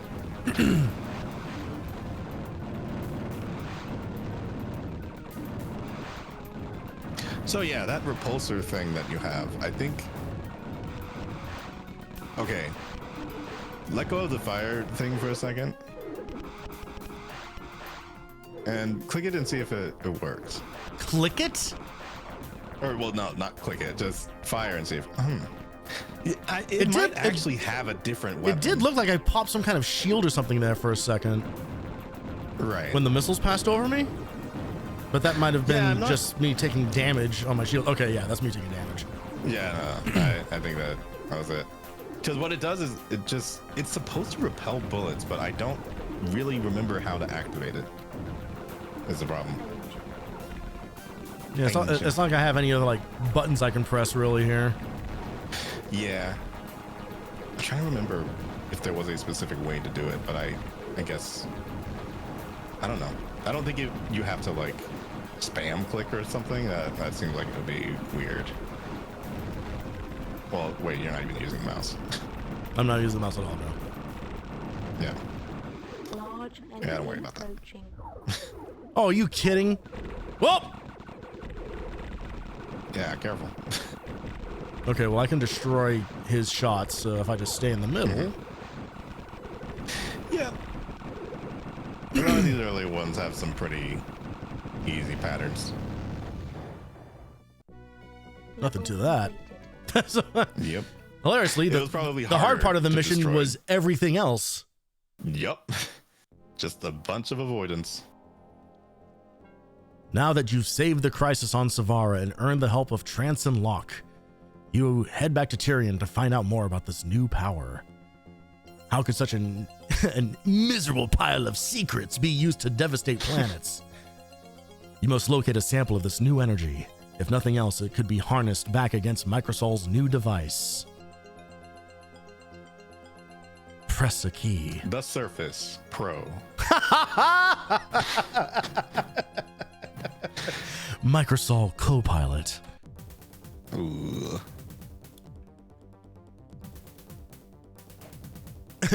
There, on the far side of Tyrian, a sample? Looks like a fairly substantial, oh no, Microsol! You must accept their new privacy terms and conditions. Yeah, we're gonna push that one for another Oh my god. 4 weeks. Your arrogance will be your downfall. We have taken care of your friend. I hope you enjoyed your flight. Please return your tray to the upright. Okay. Fuck this, we're gonna start doing jokes. Please return your tray to upright position, prepare for destruction. Ha ha ha. Alright, whatever. Yup. I told you it's the same writers. God damn it. That's some stuff they do. Alright, Transon's back. Someone with some real grit to him. You're gonna try and fly back to Tyrian for the gravity rocks? Good luck finding some of that ore. You can pick up a sample, maybe we can analyze it to find out more about it. I hope what happened on Savara won't be repeated. That'll be your third time going to the mission if that's the case. The consequences of this power are terrifying. Transon out. Right? Well, let's see what we got. Well, I'm pretty sure this is close to like a I can afford boss level. Ooh. Yeah, none of these are really gonna be like. I think the missile launcher is like one of the worst weapons. It's just not good ever. Okay, so But, we yeah. can afford one more pulse cannon. I feel like some of these Can afford two have- levels of. Oh, I get my sonic wave back. Oh yeah, you could. But I don't like how after. Oh, okay. Yeah. No, it's got another firing one. Okay. That's a candidate for sure. It's so funny because my entire life I've been seeing people try to use another rear weapon and then going back to the sonic wave. Just the entire time. It's inevitable. You are now a Tyrian player. It's hard. It's like the rite of passage. You see it, it's like, well, this one's got the. I mean, it really does the job. Yep. Let's try the tropical cherry companion. Oh. I'm gonna get white sounds girl like another drunk on this Microsoft ship product. upgrade.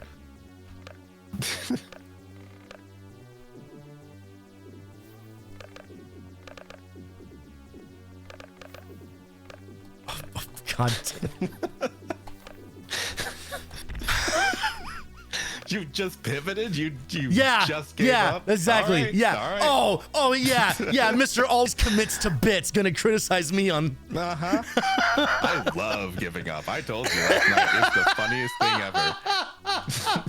So finally, we're on the same page.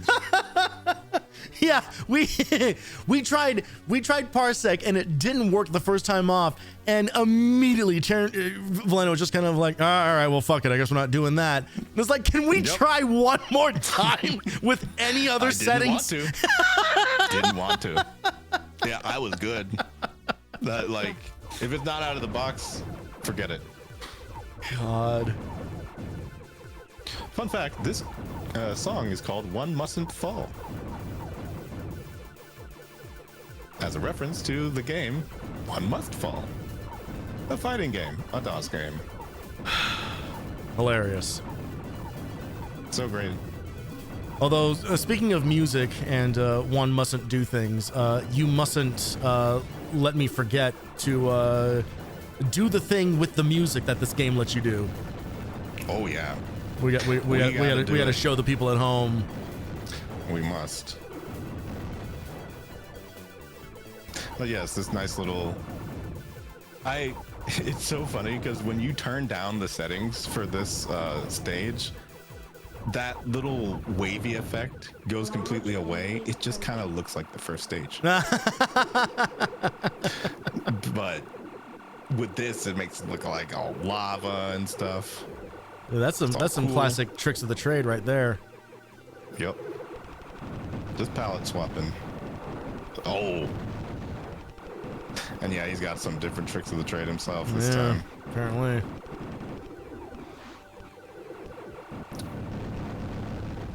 Mr. John Microsol.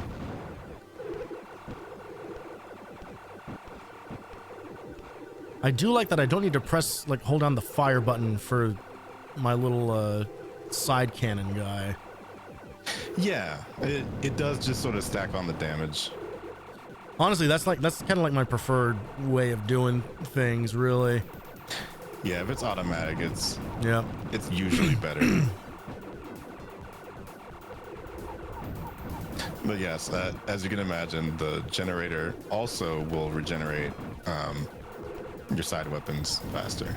Right, yeah. Oh, and he's gone. Nothing to it.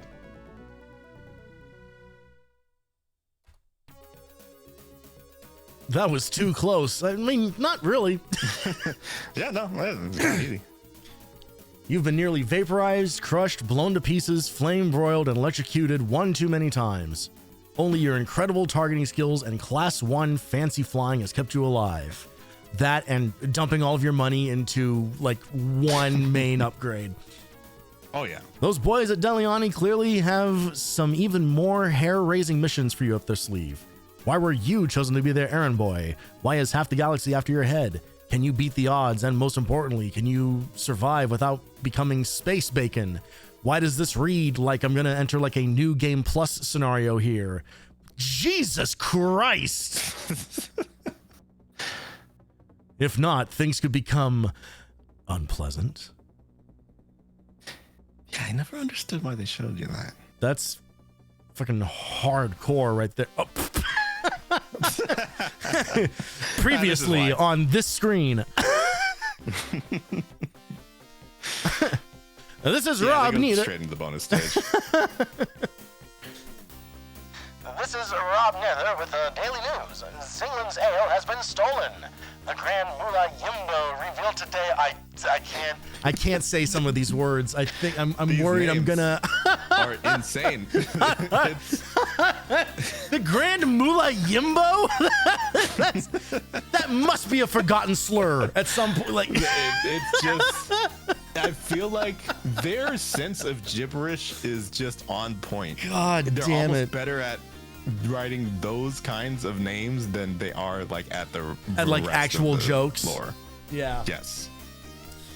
Grand Mullah Yimbo revealed today that all of their god Zinglon's holy ale has been abducted. Millions of thirsty worshippers fled in panic when the news hit. What is this weird? Why are we doing this Family Guy cutaway bit? It's just a bonus level at the end of the episode. A panic-stricken Saveran citizen. I nearly fainted when I heard the news. How can we continue to believe in a just universe and freedom to eat crackers if we have no ale? What? I don't know. I swear, every time I get to the end of a sentence, I need to like double back. How can we continue to believe in a just universe and freedom to eat crackers? That's what it says. If we have no ale, I don't know yet what I'm going to do. This is certainly a crisis of grand proportions. All of the work has stopped. The Grand Mullah has told us that someone must retrieve the ale from the clutches of Daizan, the god of deceit and bad form. Who will save us from this torment? My Zinglon, I need a drink. Film at 11. Sovereign cities are those guys who thinks there's a secret message in the Constitution. Yeah. Oh, yeah. Yeah. Sovereign citizens also love arguing with cops at basic traffic stops. Yeah. Am I being so. detained? Am I being detained? God. I'm not even going to say anything else. You know exactly what I'm going to say. Yep.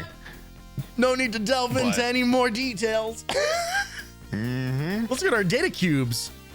What the what? Yeah, no. This is a really like insular, strange mode of the game that they just include at the end of the episode. So Because okay. this is like initially you only get like an episode for a demo, so they'll just Right. put Okay. something down in there like, hey, this is it. Initially, Okay, I got We, I got thrown because I genuinely forgot that we like selected an episode at the beginning of this, yeah, and I was like, we this did. can't be And how the you game finished it. ends. Like, No, it's not. But what's crazy is the Tyrian we grew up with stopped here. really? We only ever had The freeware episode version? 1. Yeah. And we loved it this much. Wow. We played it over and over and over and over again without even any of the other episodes unlocked. I mean, honestly, that's how I engage with the number of games that were on demo discs that I never owned. You know, you play what you have again and again and again. We never mailed in the we never mailed it in to get the full floppy disks with all the games on it. Yeah. So we just never got the other episodes until a lot later when they obviously like dumped the game. They started selling on GOG or whatever. And I played through it by myself. Autumn, my sister, also played it herself. And I think Miranda, my other sister, did not play it herself. So the other one, so we're like aware of the other episodes, but we've only seen them like once. Okay. Maybe. So coming up is all the stuff that I don't really know. But yeah, you could. I would recommend looking at this mode. Yeah, if you sure. want. Might as well. But otherwise, as you can see, you can just skip it and go on to the next episode. Good luck. I did see that it was like infinite, and it seems to have. Oh my fucking god! Okay. Yup. What For is some reason, the ships all have really weird physics. what is this fucking You die in 2 hits. fucking It's Music like- Man track playing in the back here? Yup. I mean, it really sounds like. I gotta let it loop Yeah. around again, but. Oh, Oh, the yeah, you're Wells right. I don't Fargo think I- wagon is a coming round. It's gonna come around. Yup. So as you I'm can gonna imagine, turn this up a little after they bit. Show you. The folks at home can enjoy the polka. Oh yeah. But yeah, they show you like a spiked through head at the end, and then they launch you right into this. And then That's this time for game. jokes. Mm-hmm. So we would just basically do that, and then we would play the arcade mode, which was a bit longer. Mm-hmm. And then we would also we would play. I mean, there were like these versus modes. There were honestly, there's so many modes in this game. It's very crazy, but most of them are accessible only through secret codes. So you type a bunch of stuff at the menu, and you can get to the other modes of the game. And which is why there is a secret codes page on that other one, which I will link to just because. Well, we should. But we can check that out some other time. But yes, as you can see, I think you get the idea. I think I get it. Enemy Yeah. ahead. Okay, let's just yeah. Yeah. Check out. We're Yes. good. Yeah, we're good. So yeah. All right. Do we continue forward? Let's do that. Let's do it. Skip it. Your total score is Your total 66,000. Your secret hint 122. There is a way to go from one secret level to one other secret level to maximize your score. Isn't that crazy? That is crazy. Oh my god, I put the high score. I'm going to put my name on the leaderboard so that everybody knows what a good job I did. Fuck you, Dugan! You beat Vikramad? Really? Goddamn right I That's did. crazy. I wonder if those numbers mean anything. Anyway, treachery.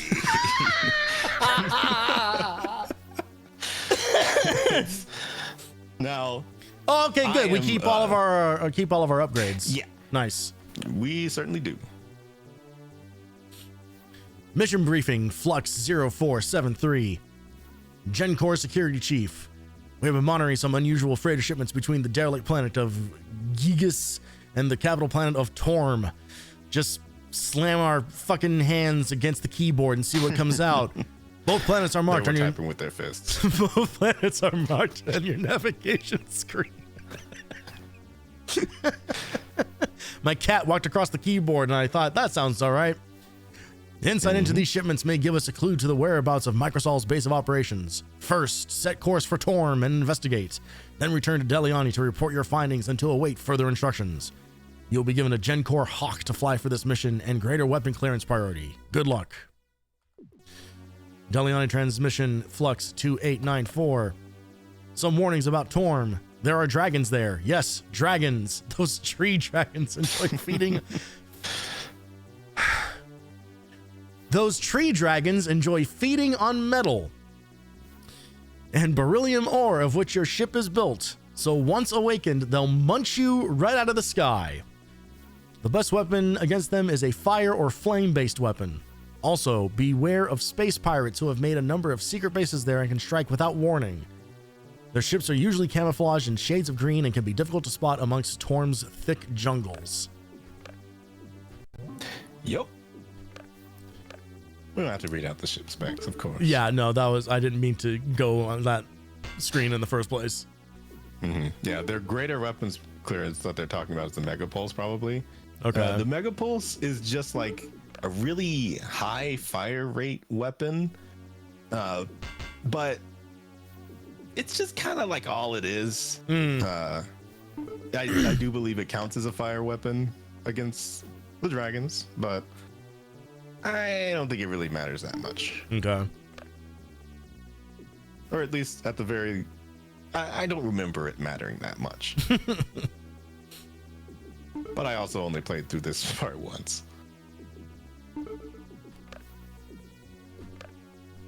Honestly, it seems pretty solid. Well, there's those tree dragons. Yep. They wasted no time introducing them. Hey, there are dragons. Dragons just there. Asked and answered.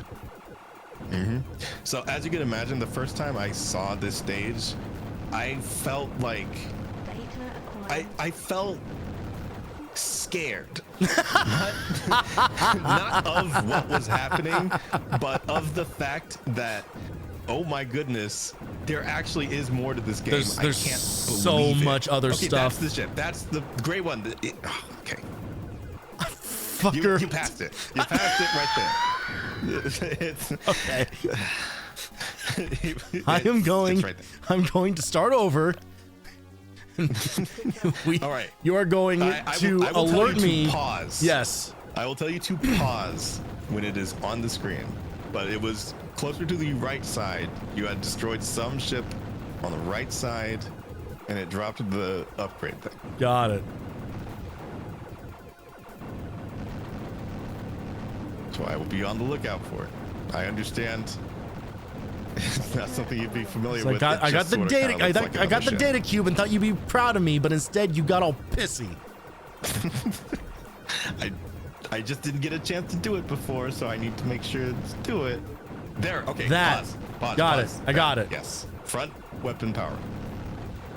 So yeah, that is a free upgrade Okay. that will drop out of some. Now, ships. can you see that I'm a little bit justified Well, in something like yeah, that yes. being completely out of my radar? Like just Yeah.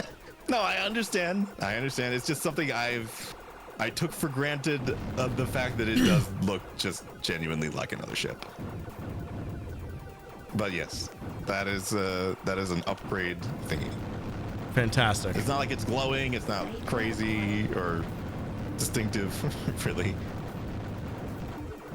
But I'm just very used to looking for those things, so it didn't occur to me. And yeah, the speed adjustment throughout all of these, I feel like they do that a lot more in these later episodes.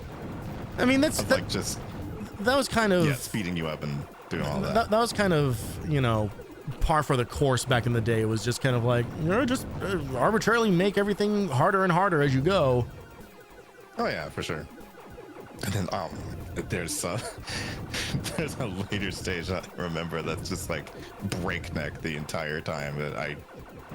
Great. Well, That's a fun one. everyone look forward to my on-camera seizure. Yeah. And my wallet's really I- far away from me, so I'm not going to be able to get it in my mouth in time.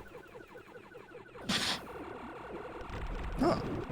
That's a familiar one. All right, let's fight this guy again. Oh, god damn it.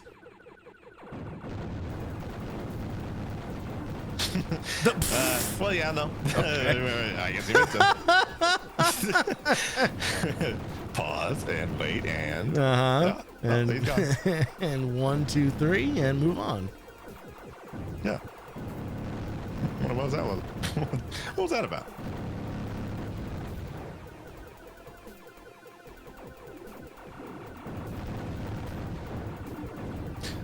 But yeah, no, it's. Large enemy approaching. Ooh. Well, there we go. All right, we got a new. Oh, Well, kind of new. Yeah, I This think more that's like, the more camo like, more ship, like a palette swap. it's pretty. It's a little different. It's moving different. But yeah, I'm pretty sure that's the camouflage ship we're talking about. It's very green. Well, now it's dead. Now it's extra And it's invisible. Yep. Wow. And we got some bonus cubes. There's Dugan. There's Dugan. Hey, motherfucker, I heard you beat my high score. Well. Looks like you've gotten yourself into too much trouble, as usual. Torma's no place to be investigating for Microsoft shipments. Perhaps the reason you've been tracked for this is because... Perhaps the reason you've been tracked this far is because you've been there's a homing device placed in your ship's undercarriage. Pretty high signal one, too. Don't worry, I removed it, but whoever's been sending you on these missions sounds like they have no idea what's going on. Microsol's activities are centered around Savara and the Stargate. Okay, we're bringing in a whole other fucking IP now. I'd say you've been sent on a wild goose chase. Have a word with that Javi Anukala you mentioned. Did I mention that? Ask for answers. You know how questions work, right?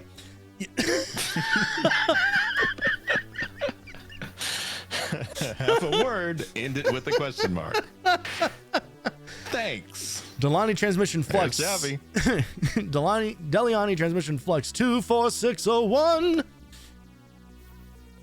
I see you investigated Tarn without success. There has to be something there. Homing device. Homing device. I know nothing about that, but I will run an investigation. We can have people. So stupid that makes me laugh every time. It's the dumbest thing ever. And it's just, I know you're doing it every single time, and it's like you had 10 hours of that game, and you could have been doing that the whole time. And I didn't do it once. You didn't. I bet. Oh my gosh. We can't have people trying to murder our agents now. Anyway, I've been receiving reports that the Iron Mouse sector has something unusual going on there. Your next mission will be to fly there and investigate. Please select anything you like from our supply stocks. Come on in. Hey. Wavy inflatable tube man just outside of us. He's a Gen Core guy, you know. He's like trying to be nice. Yeah, and there's all no way but- there's no way another corporation is going to double cross us. No way. He doesn't know about the homing device at all. Okay, I can upgrade Sonic Making Wave waves. once. I can get a better shield though. That's actually that's Shield? actually what's going to happen. Uh-huh. All right, how much is the cherry doing really? It is doing at least like passive damage as part of like my Right, overall yeah, shooting. true. So like I'm liking it. How much are you remembering the mini missiles really? Only when I get to bosses. I told you. As for promised. some reason, I would in that case Maybe switch to I would mega actually missiles? Pick the mega missiles. Yeah, because sure. they are really, really damaging. I'm down. The Phoenix one also is like it shoots in 4 ways.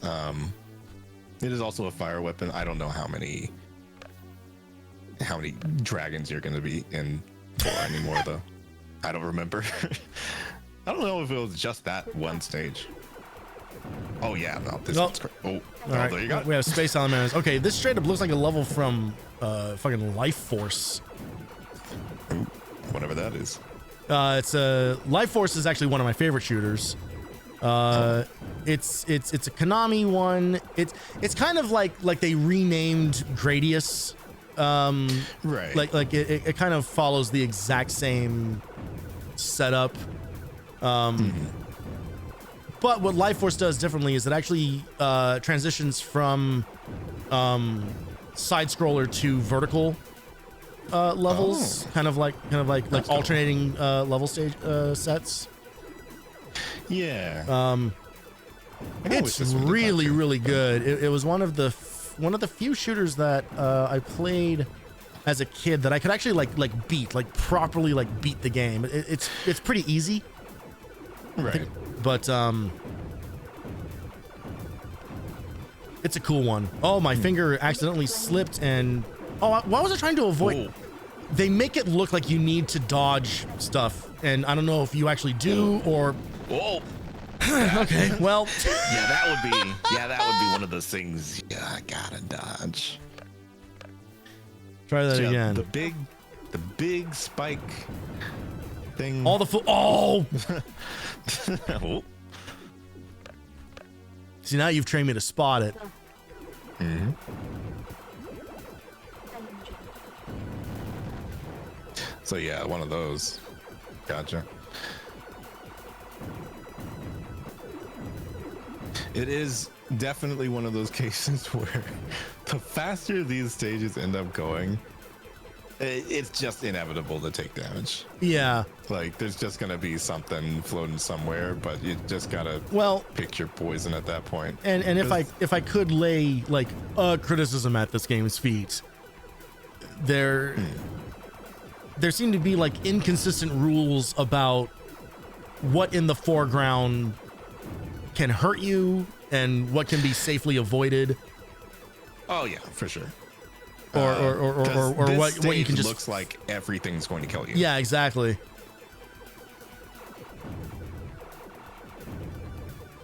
And it's hard to even tell what. So is, yeah, so like you can. damaging. So it's like don't hit the horns, but you can fly over the thing in the middle of them, which is like that. Hey, Yeah. hey no. man, hey, this part of the game sucks. That sucks. Like what just happened? The part where we died in the same exact spot 2 times in a row. That sucks. Yeah, I told you that afterburner thing is very, very annoying. But I think what they're trying to imply is that somebody's like hacking your afterburners and turning them on for you. Well, could they also hack my keyboard so that it avoids everything better? Yeah, that would be great. But I don't know. Most of everything seems to be in the center for avoiding this stuff. So Yeah. I would just try and pull to one side, maybe. Well, I also have an idea Hedge your for bets. how I could possibly work around their game design in that moment. Oh yeah. You're gonna pause it and slow it down, aren't you? Don't spoil it for the kids at home. Sure.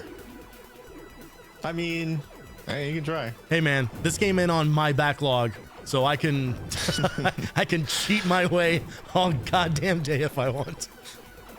Hey, I mean, that's fair. They're gonna speed you up. You can slow it down.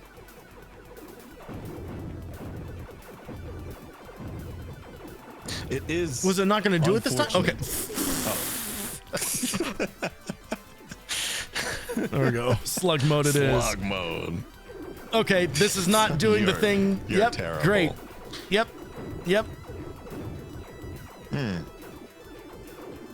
It even slows down the music.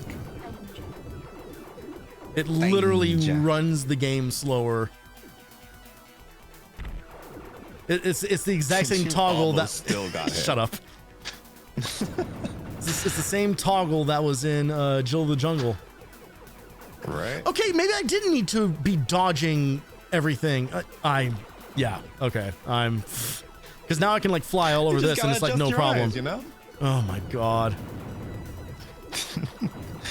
Look, I can't even pretend like I did it during this. I'm pretty sure I died at that part. What the fuck off? what the fuck, man? God damn it, old video games. This is why you have. Why are they shields. why are they all like this? Why is every old video It just- game like this? Look, some of these things are meant to cause you to panic and run into other stuff. Yeah. But they're really only damaging your shields. No, Those true. Spikes in the center are the things that just go Will right actually through the kill armor. you. Yeah. Yeah. So running into stuff is generally going to go straight through your armor. Bullet stuff. Oh my gosh. Whoa. Okay. Well, you know. Okay. All right. Okay. What were we saying? What were we saying about the physical stuff? Yeah. Yup. God.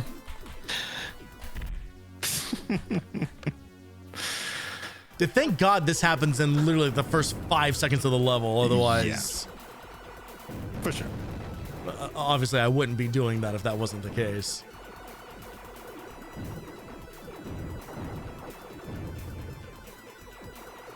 You can even hear it, the difference in when there's something that directly damages the armor,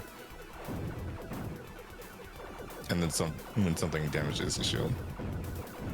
If you say so. I'm sure that is true. I have not been able to clock that yet. Right. I mean, I guess that's another thing where I would be hyper aware of all these apparently new sounds. Right. Just 26 years later. Uh-huh. Data acquired. But at the very least, visually, you can tell when something's only hitting the shields. All right. I'm just going to try. Okay. You don't need to avoid. They really make it look like they really make it look like you need to like dodge all that shit, like weave your way like through a canyon here. Nope, you don't. Oh my god. It's a weird visual trick with this, but it's like it was the ships killing you every time. Yeah. That were just at the I bottom. know that now. It's just secret level. What? So that big orange ball that I guess you didn't see. I guess I did. That'll send you to a secret level. I'm literally just holding down the space bar and just looking for things to explode. to do that. Yep. Yeah, some of these things are just trying to harass your shield so you get easier armor damage.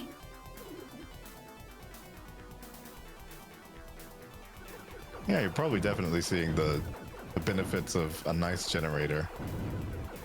Oh yeah, like fire rate has not been an issue at all, really. The entire time we've been playing this. Yeah. All right, I'm gonna stay in the middle. Enemy approaching. Oh. Okay, mega Oh, missiles see? are fucking ridiculous. I told you. I told you. It's stupid. That's insane. Yeah. It's maybe a little over. A little broken. All right, we got a message from Ninja Brian from Yeah. Stargate transmission Sure do. flux 13619. Your life is forfeit, human. We know of your plans to sweep the Tyrian sector and destroy all life. We know you're going to attack your fleet. We are going to attack your fleet and obliterate your merciless ships until you are no longer a threat to us. Your only hope of escape is to call off the attack. Now, I will enjoy your destruction. And then, this is Javi. Okay. Yeah, this is Javi. Yeah. They just said his last name, so it's kind of confusing. Yeah, it threw me off entirely. I didn't realize that anyone. Yeah. No, this is Javi, the Gen Core guy. Yeah. We've been notified of a course change. You must immediately head for the Mendivian Sea Sector and the home of the rebel forces there. Obliterate them and return to us. They are threatening to overtake the sector. Be careful, Trent. You'll need all the firepower you can get. Yeah. Which we will provide to you because we're Gen Core. Yeah. Okay, new ship. Who this? It's got better armor. Yep. I'm not even Screw going to Gen bother Core. looking at. Gen Core. Oh, I can afford the trade-in.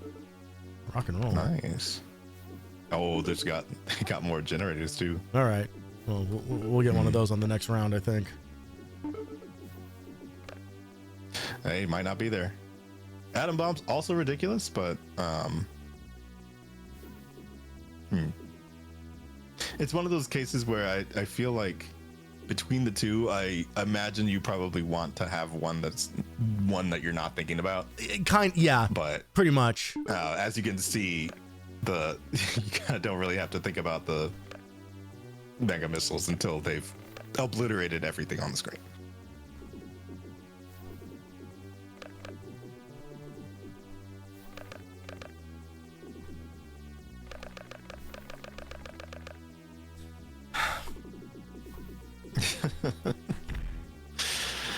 Just, yeah.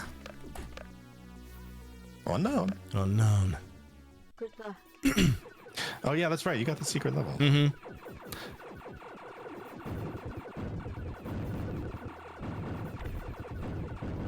So this one's inconsequential, just more point gathering. I don't think I ever really saw this, honestly. All right. Well, great. Well, this is new for all of us. Yeah. Cool looking ships. Oh yeah. Okay. So I assumed it being called the Gem War was just, wasn't gonna be just cosmetic.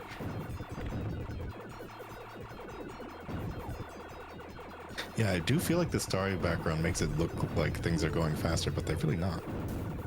Yeah, they're doing. It's kind of cool because they're doing like 2 levels or 2 layers of background there. Parallaxing. Yep. Oh hell, you got hella points off of that. Oh yeah. Secret levels are definitely worth. Yeah, for going sure. through.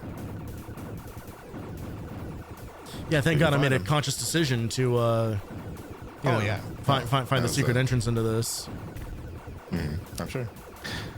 But yeah, it's one of those things where you have to be wary of what you're destroying, and the big orange icon, that shit back there was probably the one that puts you on the next secret level. I don't know. I literally don't know. So it started off with low HP. That's interesting. Well, because I had to basically I had to chew through the ship in front of Oh it. yeah, makes sense. Yeah, they'll do that sometimes, where they'll start the health bars off not completely full. Yeah, but like the real boss is technically like the thing in front of it. Yeah. The real boss is not going cross-eyed. Okay. Yeah. That's a gem war, all right. Oh my I mean, goodness. I'm actually doing pretty okay here. Yeah, you are. Yeah. Those things aren't really hurting you very much at all. Yeah, they're only dipping on the shields a little bit. Fuck yeah, we got Hey, 25,000 points out of that. Wow. Okay. Hey, that's worth a save. Yeah, My for goodness. sure. Maybe that other generator's still there. Who knows? Might not be.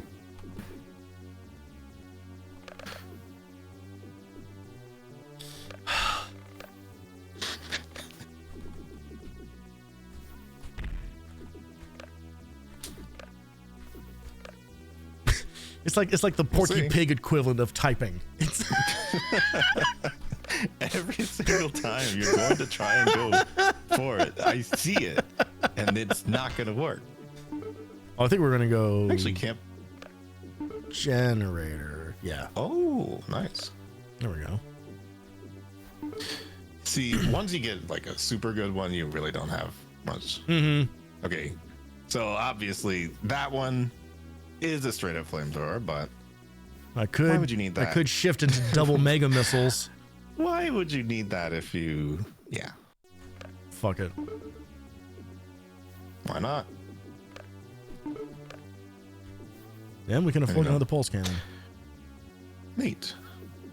Let's see what we get: multi cannon, mega pulse, Eh. heavy missile. Heavy missile launcher is very damaging, but it's like it's not. Yeah, not but that I tend to go when I'm kind of like playing like any shooter. I tend to go for like for range, Right. for like angle I understand. coverage rather than I guess it's like the one like thing where I kind of like I break my glass cannon approach to every video game Right. is I try to get at least like Of coverage. course. Oh, okay. Well, this is also bonus here. Well, okay. This one seems to be like a mandatory bonus. It isn't the. Well, oh, wait, no, those- it is. You're on the route for.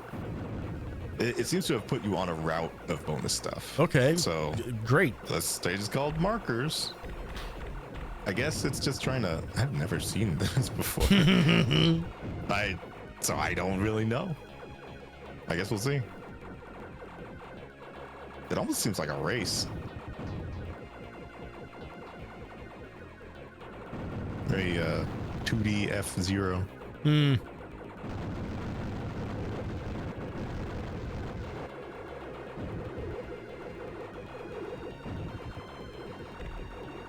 I guess those are just residential. Yeah, I think ships. I'm just blowing up just like people on their morning commute. Regular people.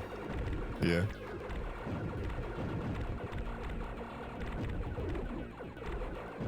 Huh. I was thinking you weren't getting as many points from this one. You kind of are. Just not as many like direct drops of gems and stuff. Why do I feel like one of those is going to lead you to like a dead end? Like just a To wall of just spikes. Be evil. Yeah. Oh, maybe that other one was over there to be that. Ooh, grapes. Yep. Those are 500. Okay. So now this game is Pac-Man. Level completed. Oh. Okay. Okay. Okay. Wait, 11%? Are you telling me you could have destroyed all those? There's no way. There's no way. Yeah.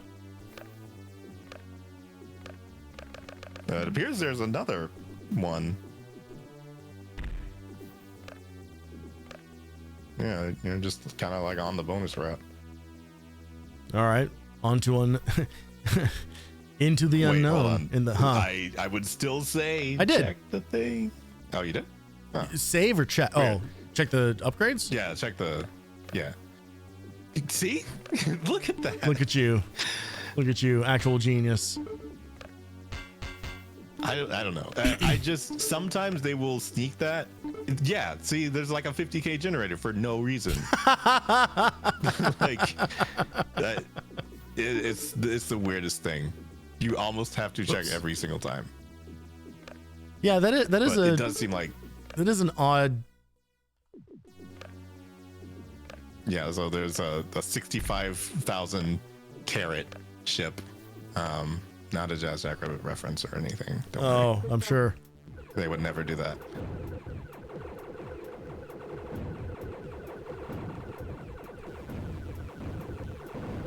And yeah, I think this is another particular level. Whoa, hello. Okay, yeah, hello. this is a very the the first diagonal thing. Yeah. That is a lot.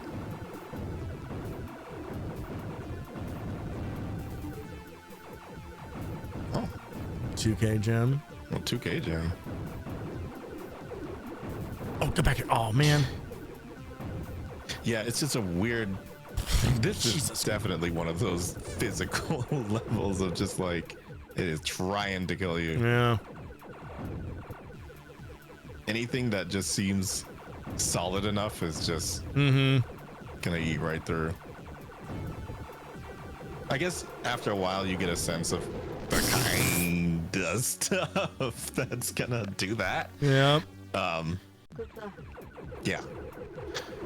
Good luck. Oh. Just gonna give that another go. We're just gonna. Yeah. Just gonna call that one a wash. Yeah.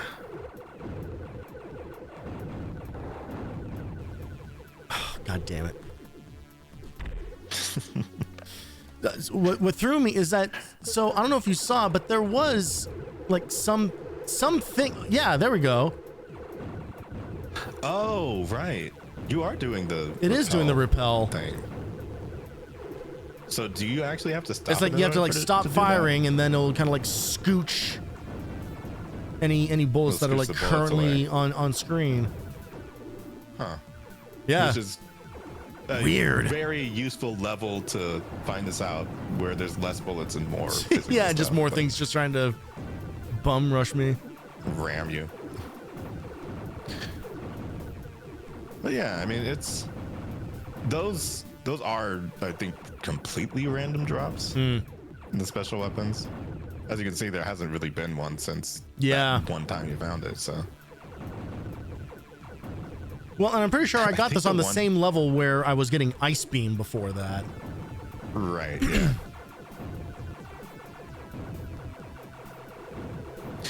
Yeah, whenever something's giving off those like little blue particle effects, it's usually just not destructible, Okay.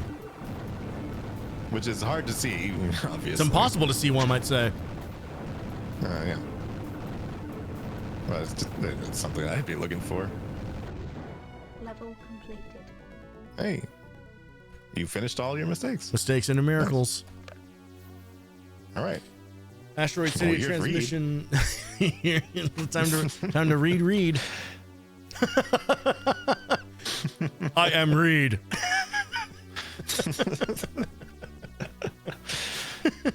Yeah, you could just basically make all his dialogue that. Yeah. Sure. I am Reed, head of the Rebel Mendevian and Anti-Microsol League. League. We do not know why you have attacked. I would like an explanation. What? We are not the ones planning an attack against the Sector for Total Domination. It is Microsol, stationed in Savara and ready to launch within the next 10 days. You have been tricked. Apparently, you were deceived by Javi, who is a Hazudra trader. More names, more proper nouns to memorize. He was stolen at birth and placed under holographic mind control by Microsoft. Look, you do not accept those terms. That old chestnut. Don't accept the terms without reading them. I'm telling you. The most we have been able to uncover about him is that he is apparently an infiltrator into Gencore Tech Alliance. You must return to Deliani and stop him. He is probably the means for Microsol to overthrow Gencore. Quickly, restock your ship and head for Deliani before Javi has another chance to signal Microsol for the start of the attack. You may be able to reach them before they form a strategic defense. But Javi didn't know about the... You didn't know about the homing device. He didn't know. I keep going He to had no that screen. idea.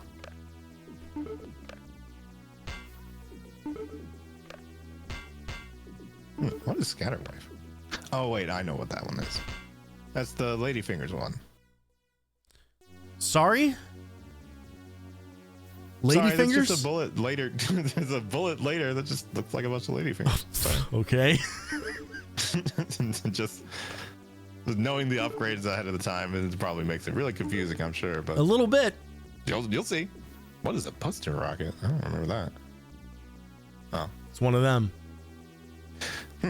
yeah, maybe that's some kind of anti-armor thing. I don't know if there's anything that's better than the Anti-armor? What's that?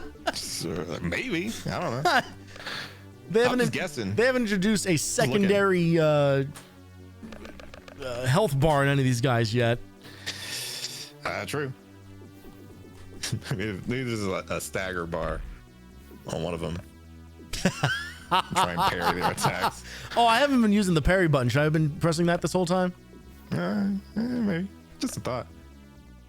Good luck. Warning missile ships. It's the first time That's we've true. had They're text right on. We've had like text on screen. Yeah.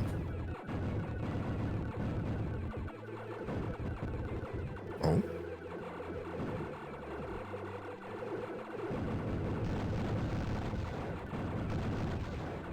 Oh. See, if you had told me that basically looks like the upgrade chip, so I get it. Okay, I see the little blue things you're talking about. Uh-huh. It's extremely subtle. It's very small, especially against this background. But yeah, when something's just not even flashing, when it's getting hit, it's like you can usually look for that and it'll be there. It is just like this weird dance of like stuff that seems like it could be destructible or not. It's right, yeah. It's weird. But I feel like you're getting a sense for it already. A little bit. Oh, good job. Oh, I shouldn't say oh, anything. real good job. I should not. Oh, yeah, good job, Tony. Yeah, Oh, you're so good at video games. Nope. Oh, yeah. Why did I? Yep. Why did I? Good luck. You know what? I like this though. I like that it is that now the streamer luck has also extended to you saying anything positive. Usually it's just when I do Yeah. it to myself. Yeah. I mean, let's not forget. There's something really tough in front of you. You got those mega missiles. True.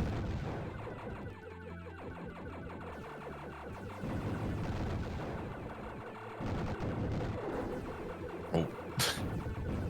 I don't know if those things are destructible though. It doesn't look like they are, but Well, the thing that's kind They're of still flashing. driving me nuts is like it seems like the Like the the side side bit? barrier things are. yeah. Try the mega missiles on one. Okay. And see. Because if they don't die to that, they don't die to anything. Yeah. Again, practically.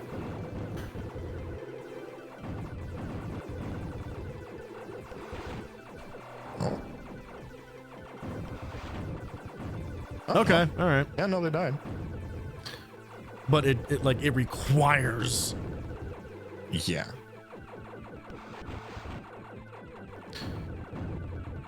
It's got kind of a smaller hitbox than I thought, actually. The Mega Missiles, I mean. It seems like the front ones have to hit, not the side ones.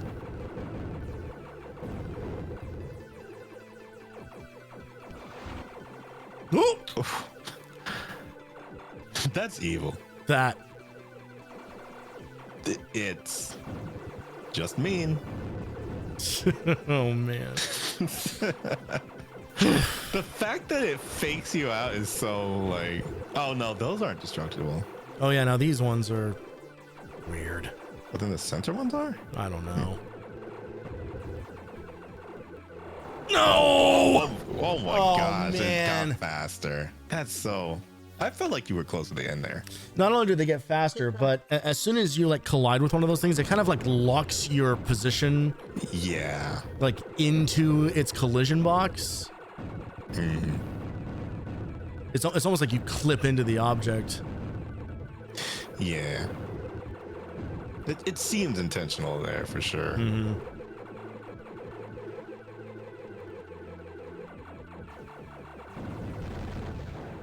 Why there's so many physical threats?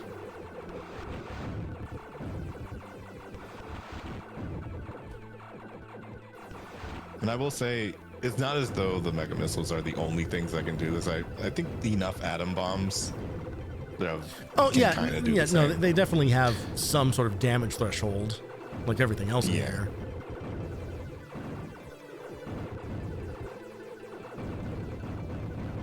But there's also like front weapons that are just, I mean, you're basically sticking with the most basic front weapon that you have, but kind of the best you can do. But there's some of them that I would highly recommend if I see them. I think you'll also know. Sure. Because I mean, what is ultimately the goal of most of these? To Start firing. have as much firepower as possible and Yep. don't stop for nothing. Mm-hmm. Well, I was going to say giant lasers, but you know. Sure. I mean, whatever I guess it's about whatever the same. form of your structure, chooses to take. Yeah. Oh, Fucking goodness. God. Oh man. It's. Yeah, I would almost. Oh gosh. I promise I'm trying to dodge those things. It is. Yeah, no. They're, I can see. They're on such like a weird, like path. Yeah, because you're also kind of being forced to move in a direction while you're still dealing with those. It's tough. I get it. But this is not a case where I would blame you for that.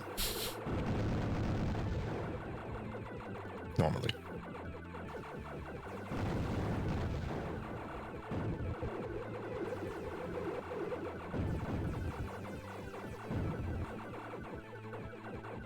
No, here's what I want.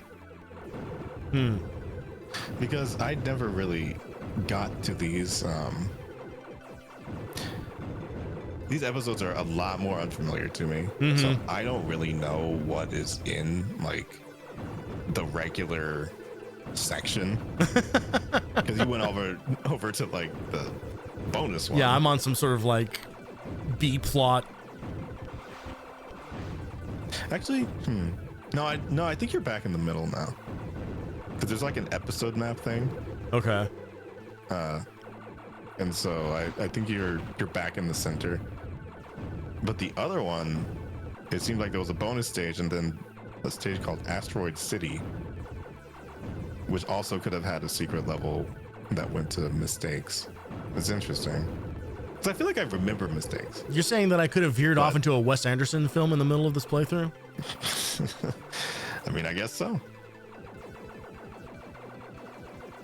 There's Honestly, I think that might have been more annoying than some of these stages. yeah. Potentially. That's my slam on Wes Anderson today. Okay, I'm just gonna try to stick to vertical movement here. Whoa. Fucker! Oh my god. Oh, god damn it. It's that end part though. It's moving real fast. I wonder, is it worse to take damage from the actual just side thing itself or the ball? Because if you run into the... Well, I can do an experiment on that like really early here. Yeah. Because like if you crash into that and it only kind of guts the shield a little bit, I would almost just... Yeah, Oh, so never mind. it has the same exact effect. Yeah. Yeah. Oh I was man. gonna, if there was cheese for that, I mean, that would be great. But Yeah, it just sort of seems like you gotta. I just got to do it. Just got to execute. Yeah. Yeah, it's tough.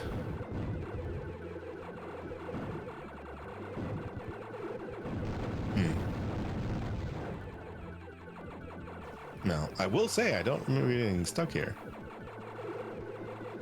Okay, but you also don't remember But these it must levels have happened. existing. So But it had to have happened at least once. Because that's just like, that's pretty tough.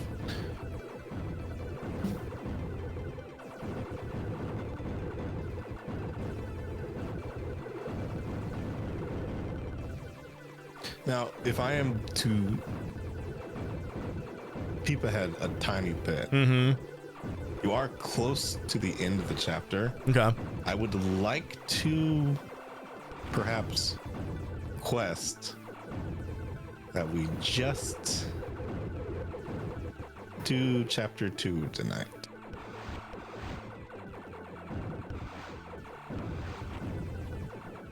When you I mean, say unless you got when you say chapter, you're saying wrap you're up at close the to end the of end of the chapter. yeah. Okay. Wrap up the end. Well, you're saying at the chapter, end and they're of called episodes, so you're clearly on drugs. Because what the hell are you talking Oh, about? yeah, a chapter and an episode. Yeah, really different things. Yeah. Oh, yeah. No, this does not seem like the kind of game, if I'm being completely honest. Not that I'm not having fun with this, but I do not want to grind this out to its ending. I will go cross-eyed. Yeah. If nothing else at this part, my goodness. Okay, I'm gonna try a technique where I stick. Oh. Okay. It's fine. Everything's fine. I'm good. What was that technique? That was called the caveman, wherein you just Where you slam stick your to head one face side? first. Yeah. Well, Okay. I thought it was going to be a good idea, and I realized in real time, oh, actually the sides is where the orange orbs stay there the longest because of how their Yup. momentum works. Yep. Yeah, I guess the center is probably the best, but it's just still It's just a matter of just Not. learning the pattern. great. It's just learning Yeah. the pattern.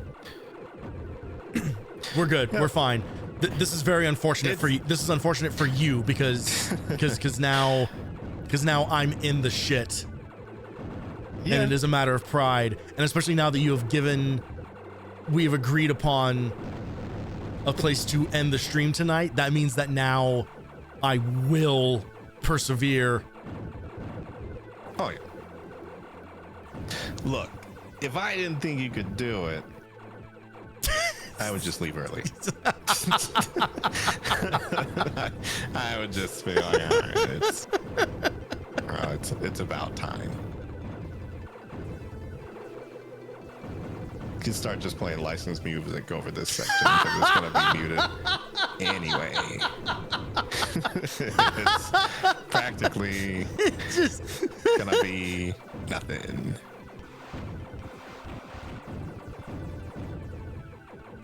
That is a hell of a technique to like try to get out of a collab.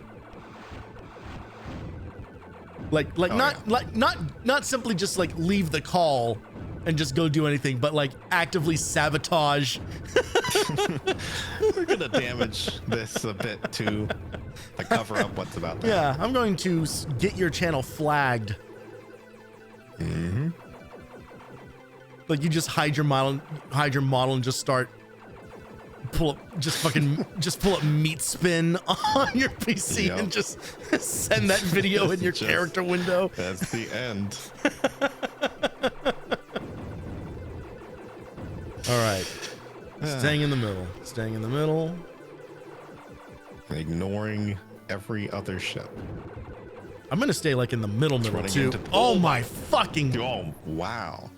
It speeds up really It's the fast. part where it speeds up kind of without warning. Yeah.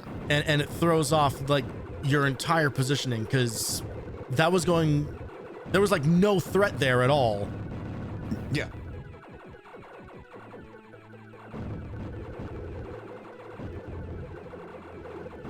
It is a weird exercise to have to like block out ships mentally when they are just always moving. Yeah. But that's basically This also wouldn't be such a this would be it wouldn't be such a pain in the ass if it wasn't so late in the level. yeah, for sure. Like that's the thing that like drives me up the fucking wall, especially in a thing that like doesn't have checkpoints where it's just kind of like, oh god. When they put the hard part Yep. like towards the end. That's 1999 gaming Oh yeah. for you. I mean that's 2026 gaming, you know, at a certain point. Like I mean, really.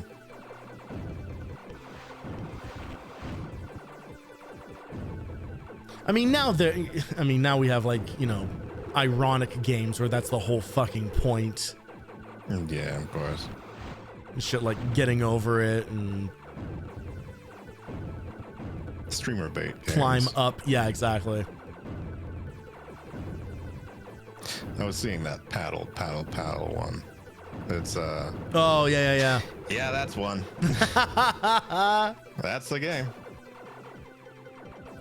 We are definitely never playing that. I think Viri and I threatened each other to play that game together. It was kind of like nuclear option sort of a thing where I think we ended up not doing it because we both were using the same threat.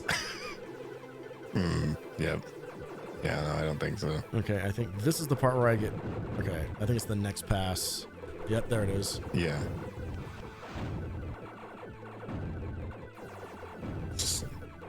No. It's kind of like jump rope.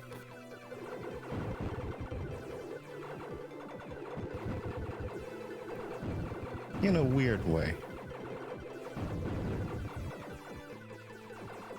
Oh my god. End! Ah. Oh, wow. God damn! So you were close. You were close. I thought Extremely so. close. That's- The whole that had to time. be. Oh man. Ooh. Oh god. Oh, my back and my neck hurt. Yeah, that's Do not That's ask why I was about my standing up. pussy or crack. yeah. For those at home, that's everyone's at home. Yeah.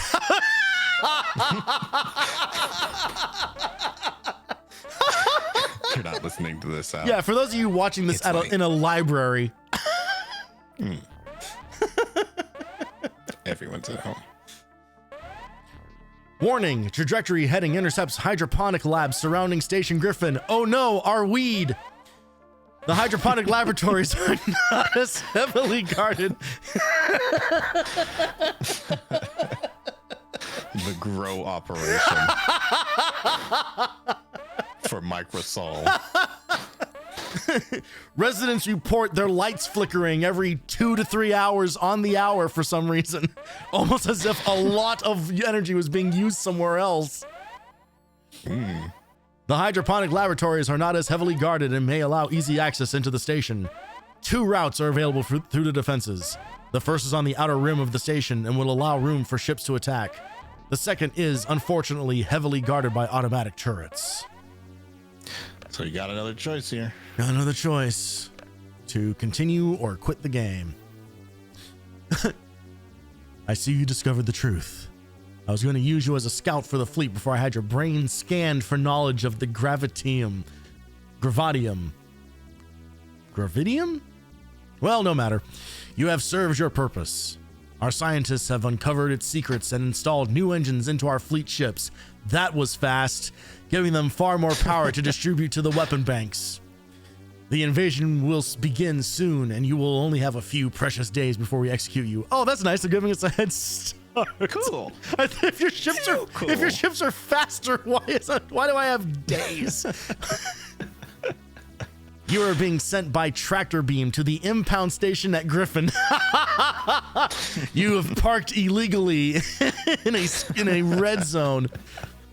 A little known and desolate edge of the sector where you will be unable to help your friends in the asteroid city. Enjoy your last hours, Trent. I thought I had days. Make up your fucking mind. So Gen Core is good, right? Yeah, Gen Core is great. Oh, I'm 2,000 shy of... Ooh. Okay, I can get one more Sonic Wave. No new shields, no new generators. Generators fine. I'm gonna stick with the Mega Missiles. Practically invaluable. Yeah. Alright. Sonic Wave it is. Gotta shoot fast. Less than saving money.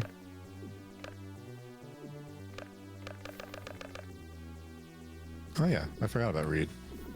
I feel like it's been days since we talked to him.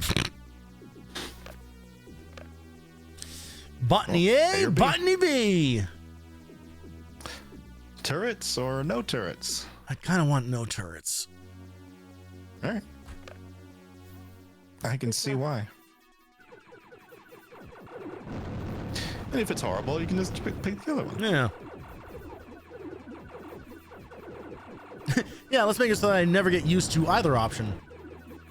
Yeah.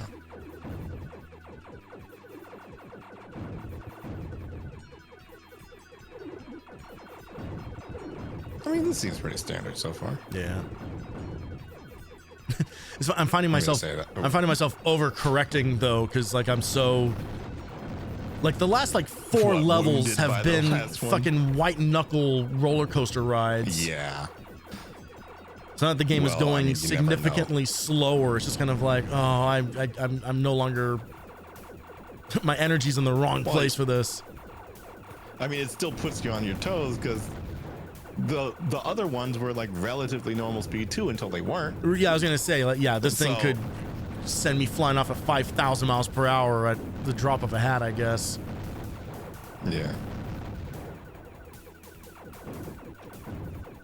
Maybe that's what the other one was like. I don't remember which one I picked. I just have a, I don't know why. I just like have avoiding the turrets. Exactly. I have a sneaking suspicion that the turret level would be another like avoidance level, and having just slammed my head against one of those on the previous stage, I don't want to do it again. Yeah. So you say as you avoid. As I'm avoiding 800 bullets. A repulsor probably would have helped there. I don't even know how to trigger that. Yeah, though. you're right. No, you have to stop shooting for a little bit, and then shoot again. Oh, you have to like charge it up. Yeah. Okay.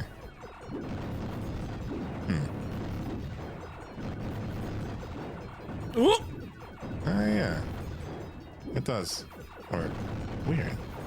Yeah, I've never really been super conscious of that thing. But Well, I mean, you also don't really have control over like what the new trajectory is going to be. True. So yeah. it doesn't seem like all that useful in the grand scheme of things, because Large enemy approaching. like if you like, oh, I need to dodge these shots, and I stop shooting for a second, and now I'm dodging like into the bullets that I just got rid of. Okay, there we go. Right. I mean that helps. Maybe it's like a boss tech. I don't know. Hey. No, the boss tech Hey, is dead. just unloading mega missiles I mean, honestly. just into the wild blue yonder. Yep. More data. Archive data. Reference the not-so-great Griffin explosion. While under the leadership of General Zinglon, station commander at Griffin, a group of scientists excavated what is now called Planet Gigas, after the late doctor of metacology, Gigas Fildren. I fucking, oh my god. Can I tell you? Okay, you know what? Sure. Yeah, sure. Seeing this triggered. I don't know if I've ever told you what I consider my favorite joke of all time. It comes and it is a single line from the Jungle Tour ride on at Disneyland. There is a part where are you familiar with the ride? Have you been on it or? No, I've never been to Disneyland. Okay, so it's a boat ride. Right. So you're on like a river, and there's animatronic animals and everything else like that. There's a part where there's like a little waterfall that you sail past. And the tour guide, so there is a live tour guide that runs the ride, and the whole thing is just pun after pun after pun, right? It is just like there's a porcupine. Looks like those guys got into a sticky situation. Anyway, like there is like it is the one ride. It is the one thing at Disneyland where the performers are allowed to be like sarcastic, and totally throw away their jokes. So nice. I love it. I love the energy of that ride. So there's a part where you go past a waterfall, and they say, and here on the left, you'll see the Schweitzer Falls, named, of course, after the famous archaeologist, Dr. Albert Falls. Oh my god. I mean, it is my favorite. It is my favorite joke because it is such a simple subversion.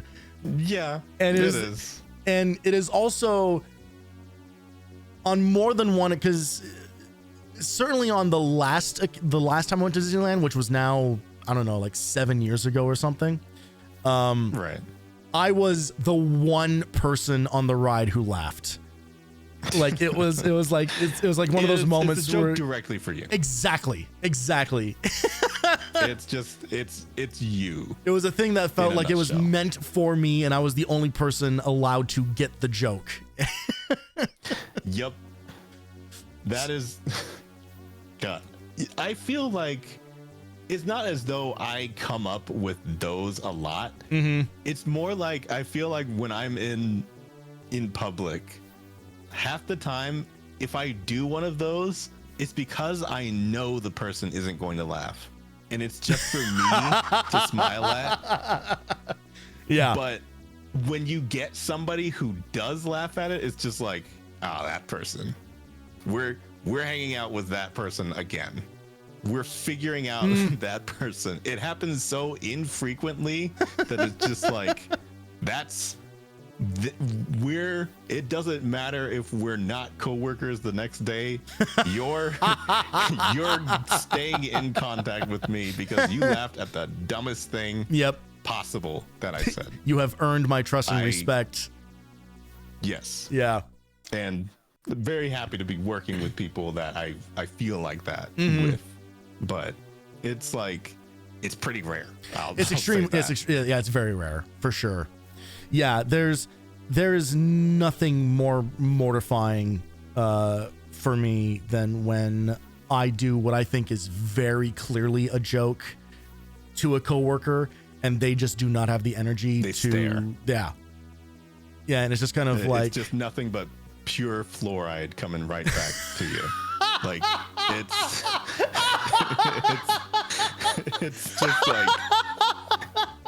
Yeah, I feel like I get that a lot. Yeah, it's one of those things, because it's so funny because obviously, like my go-to is like obviously like sarcasm and stuff like that. Yeah. And for me as well. And I use a lot of that after fourth grade. Yeah. When I wrote that paper. Right. When I wrote that paper. You wrote that paper about how comedy works. It's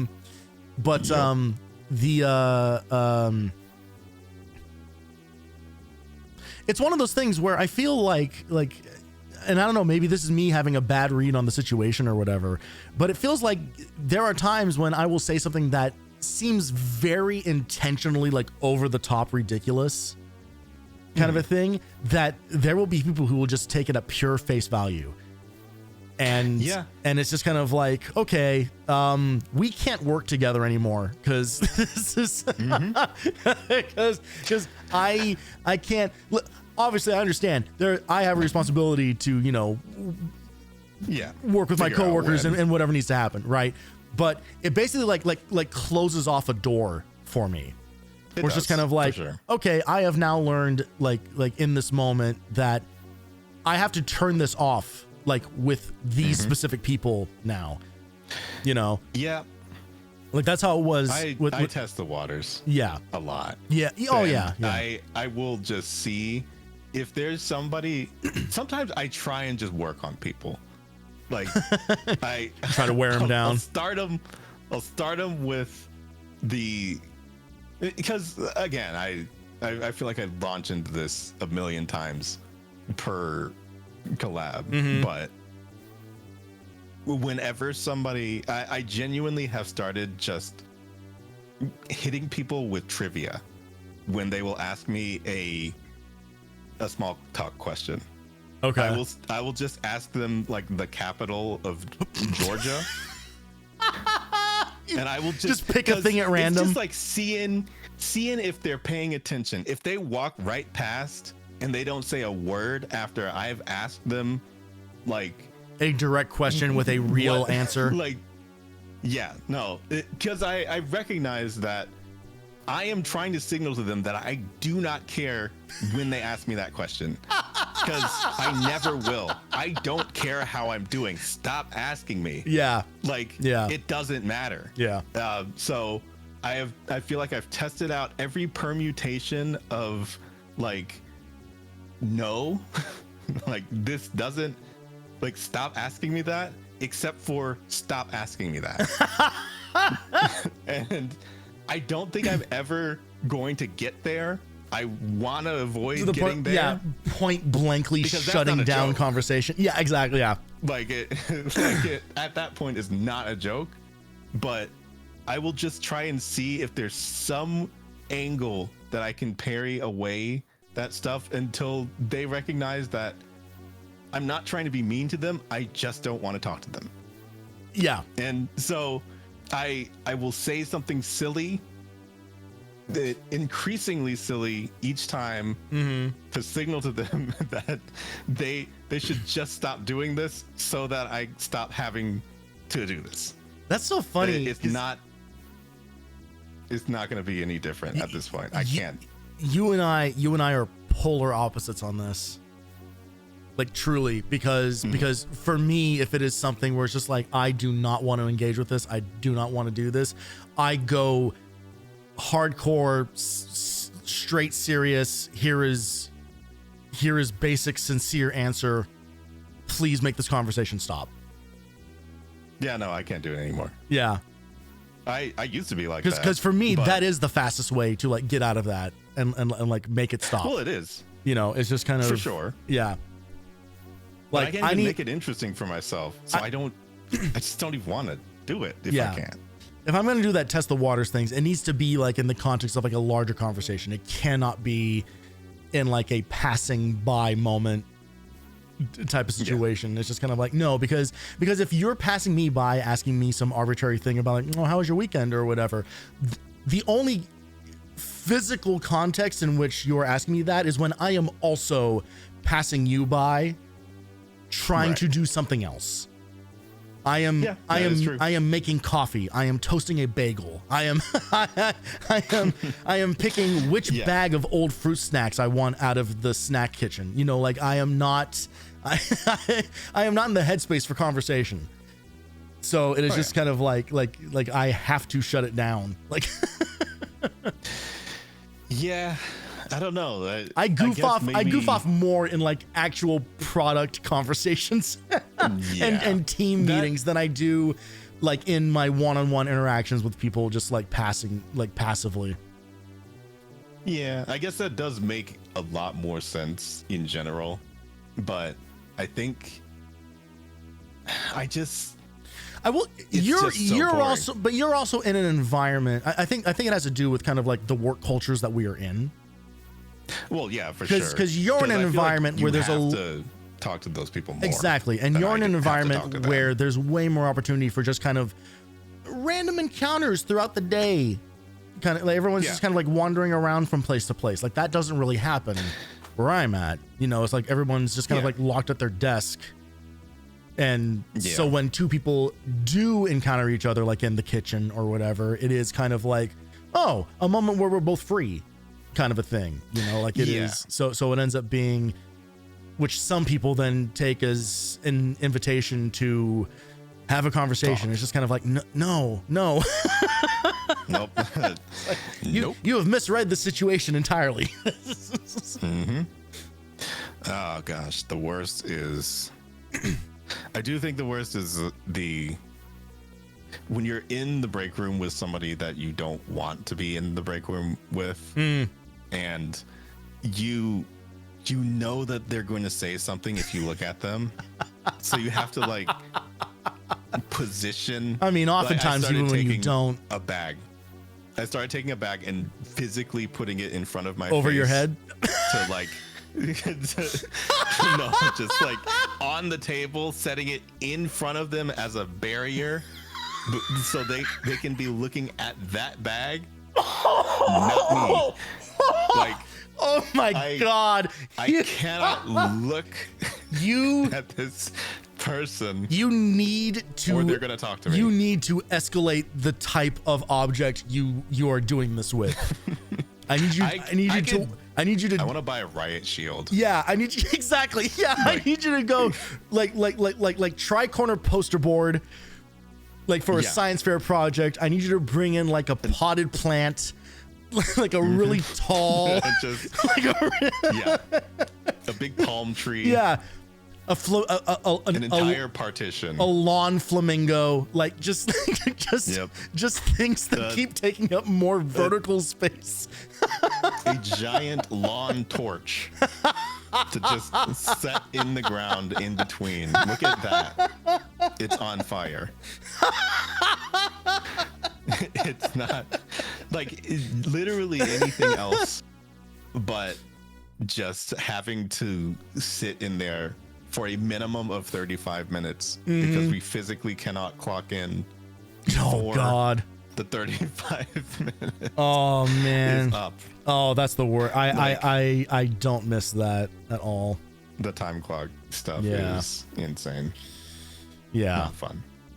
Yeah, even though I work in a place that is like tries to be weird about your fucking hours, it is a thing that they kind of refuse to enforce. They get on everybody's case about it every like 4 to 6 months, and it makes you feel like there's a huge fucking target on your back. And then they slowly forget, kind of a thing, until like there's the one person that is like really taking advantage of it. Kind of a thing. But it's this weird thing where like they keep. That's not worth getting into. But point being, it's like I am so glad to like not be on any kind of time clock thing, because that feels the worst of, well, I am now here in this place that I already don't want to be for even longer, and I'm getting nothing out of it. Yep. It certainly feels that way. All of this stemming off of Gigas Fildren, by the way. Yeah, all this coming off of my favorite joke of all time. It is believed they excavated a number of artifacts and devices, which were then transferred to the secret research station Griffin. Full details were never released, but it is known that Gigas was conducting some unorthodox research into the abnormal metaphysical energy involved in the firing of a secret weapon named the Zika flamethrower. Oh God, they found Zika. They're gonna everyone's throats are gonna get really tiny. They're gonna get sunken cheeks. He apparently removed the outer casing. I hope I'm remembering the right disease. Are you talking about pica? No, pica is the thing that makes you eat inedible things. Oh, that. No, Zika virus was. Oh yeah, that's Was it Brazilian? Was that like the Brazil Olympics where that was what was going on? I think so. Because it was like a thing that was like in the water or something. I think that's what it was. We had that talk about not remembering the years. Yep, we sure did. For a very long time. Yeah. Add it to the list. So it's just like. Yeah, add Zika virus to the list of things that happened in the last 6 years. At all. Yeah. The mistake cost him. He apparently removed the outer casing of this device. This mistake cost him his life and the lives of 12,000 crew members. Yeah. Don't put a screwdriver in the fucking. Oh man, I can't. Shit, I can't. In the demon core.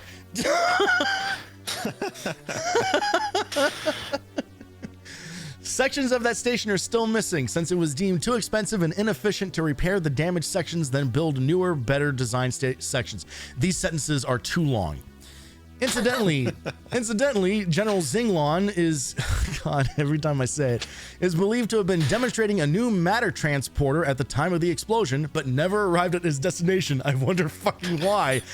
A surge of energy occurred as the fusion generator near the research station exploded.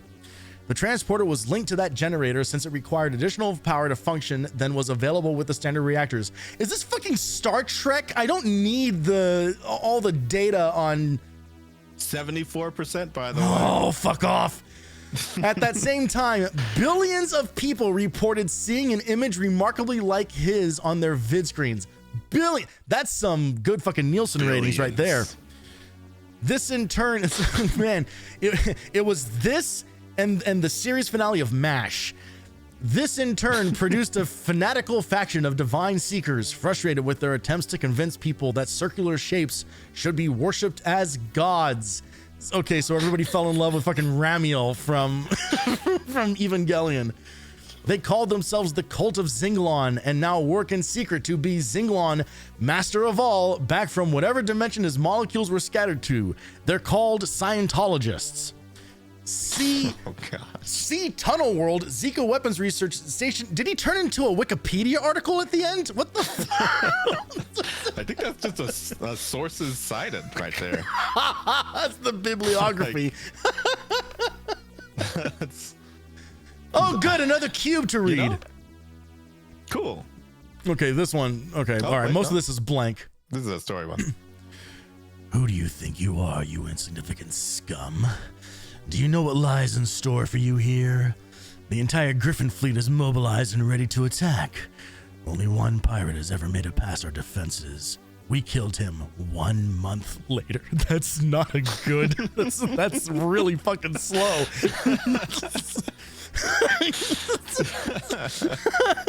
It took us 1 calendar month to 4 to 6 business weeks.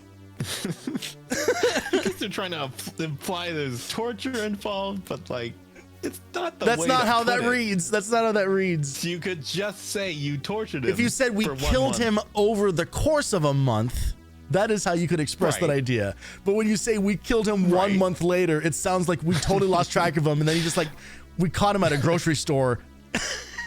Yeah. No, we really lost him. It was crazy. Yeah, it was a bad scene. Playtime will not be interrupted by the likes of you. Great. Anyway, oh god, I keep every Well, fucking let's read time. the ship specs. No. Let's just do what we want. No. Oh, Starburst. Oh. That doesn't look very good. It's not. Great. I just wanted you to see it. Well, I'm glad we could all share that moment. Crazy. Oh, okay. Well, there's the Zika flamethrower and the companion ship Garand. The companion ships can be, you know how there's like the firing button. They can be like placed in a corner, kind of. Not really in a corner. They can be fired forward and they'll like slowly come back to the ship. Oh, okay. Yeah. So it's pretty interesting little weapon type. All right. On to Griffin, and this is feeling like the probably the end of this episode. Potentially. Yes. Potentially. Danger. For fuck's sake, come on. Said danger. Stop it! Stop spawning things behind me! Oh, you're getting comfortable down there? A little bit. Just kind of enjoying my time in the bottom eighth of the screen. Yeah, it does sort of feel like the first, episode. I was going to say chapter, but apparently they're very, very different things. The first episode was, you could kind of just like chill at the bottom and nothing would really happen. Yeah, they This definitely one seems yeah. to really like to teach you that you can't do that. I mean, I wasn't kidding when I said, before. It's just kind of like this is how like these kind of like episodic things worked. Like Doom is the same way. You play the first episode. You make sure the first episode of Doom, and it's just kind of like, yeah, that's what a fun, cool little campaign that you did of like 8 or 9 levels or whatever. And then you get into any of the other episodes, and it's just like, all right, here's 50 cacodemons, and you have a pistol. Have fun, bitch. And it's just kind of like, what? It's just like, yup. And now you got this. And now I got this bullshit. Yep. They really don't want you to be positioned where you're comfortable anywhere.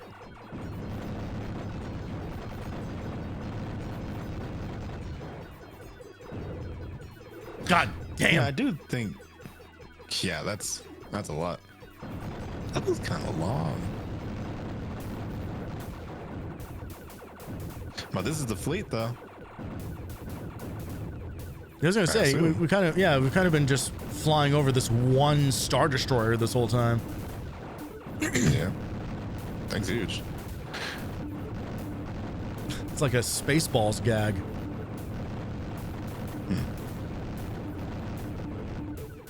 I'm gonna assume you've never seen that. I think I've seen clips of. Out of context. Oh, a dragon. I think. Okay. I can only assume. Yeah, Space Dragon. Oh, Space Dragon head comes off. That's fun. All right. Well, Space Dragon bleeds red like the rest of them, doesn't he? Hey, he's done.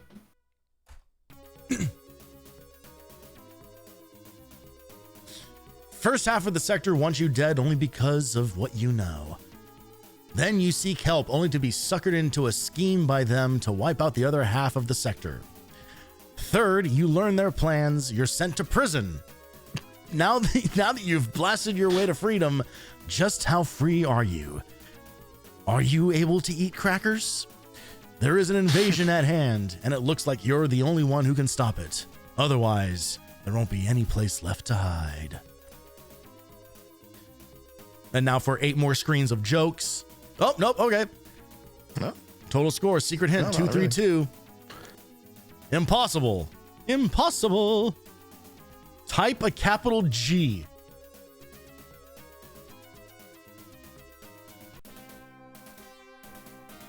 Well, not here. Is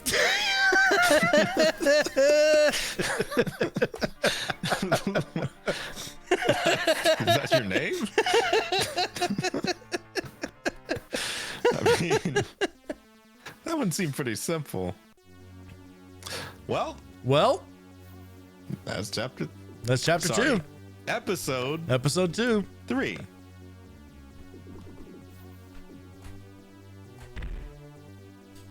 There we have it. Well, what do you think? I mean, it's a shoot 'em up game with persistent upgrades. It's awesome. Yeah. It's all I need in a video game. It's not the most high maintenance thing ever. You kind of build everything up over time. It's nice. No, and by the end of like the episodes and everything, you'll be able to just kind of go from level 10 to level 10, and it's nice that it keeps everything from the start, I would say. Yeah, no, the whole kind of like it's not even meta progression. It's just like literal like progression of upgrading your ship constantly. Is like It's really cool. Like that is like I'm being serious. Like I genuinely like that as a design move, because I was fully expecting when we started the second episode that we were going to be starting from scratch. Like I really thought it was going to be like, No.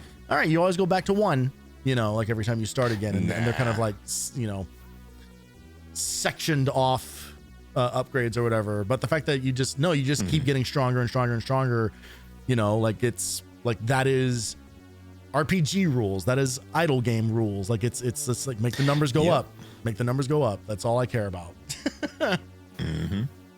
And honestly, I feel like I don't even know if I would like it as much if it wasn't like that. But I guess the way that the arcade goes is that you don't actually get to select any of the stuff. It just, everything drops during the level. So all your upgrades drop during the level, all your weapons drop during the level. So technically you could be switched on to something crazy. You don't even really know it with that. It almost becomes like a roguelike at that point. Yeah, for sure. So that is its own thing, and that's basically what we were going to be doing. But yeah, I don't think there's like a 2-player story mode or anything there isn't like that either. Yeah. So yeah. But yeah, that's what we were going to be doing. But I kind of prefer it this way also because I think the other mode does have I actually don't think it has data cubes in the story or anything. Yeah, so that was kind of. It would just be us playing levels, kind of. And I'm not even sure I would have liked that much. Oh, yeah. No, it's just it's just start level and go. Yeah. Yup. So you're just kind of. And technically, you could just attach onto that and move and then just play with the mouse for the rest of the day, and yeah. Yep. If you really wanted to.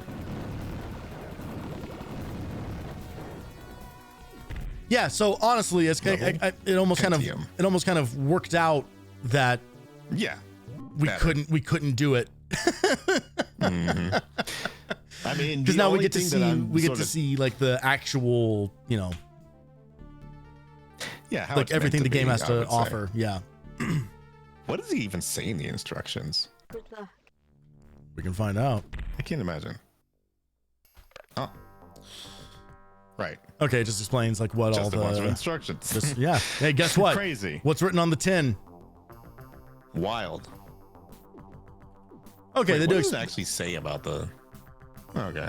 You need power to fly the ship you're in. Your generator is the most important part of your ship. It determines how many shots you can fire at a time, as well as how fast your shield recharges. Okay. Yeah.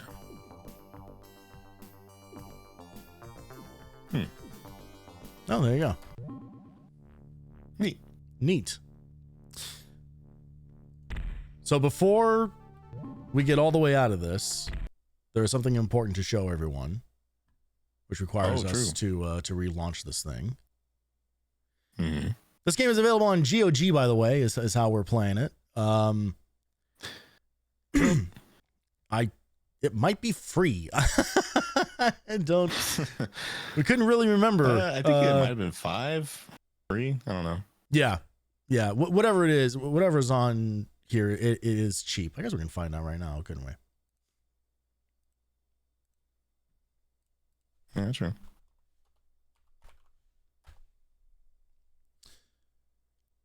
It is free. This game is fucking free. Oh. So literally go get that and then pay $15 for Thought on Trial.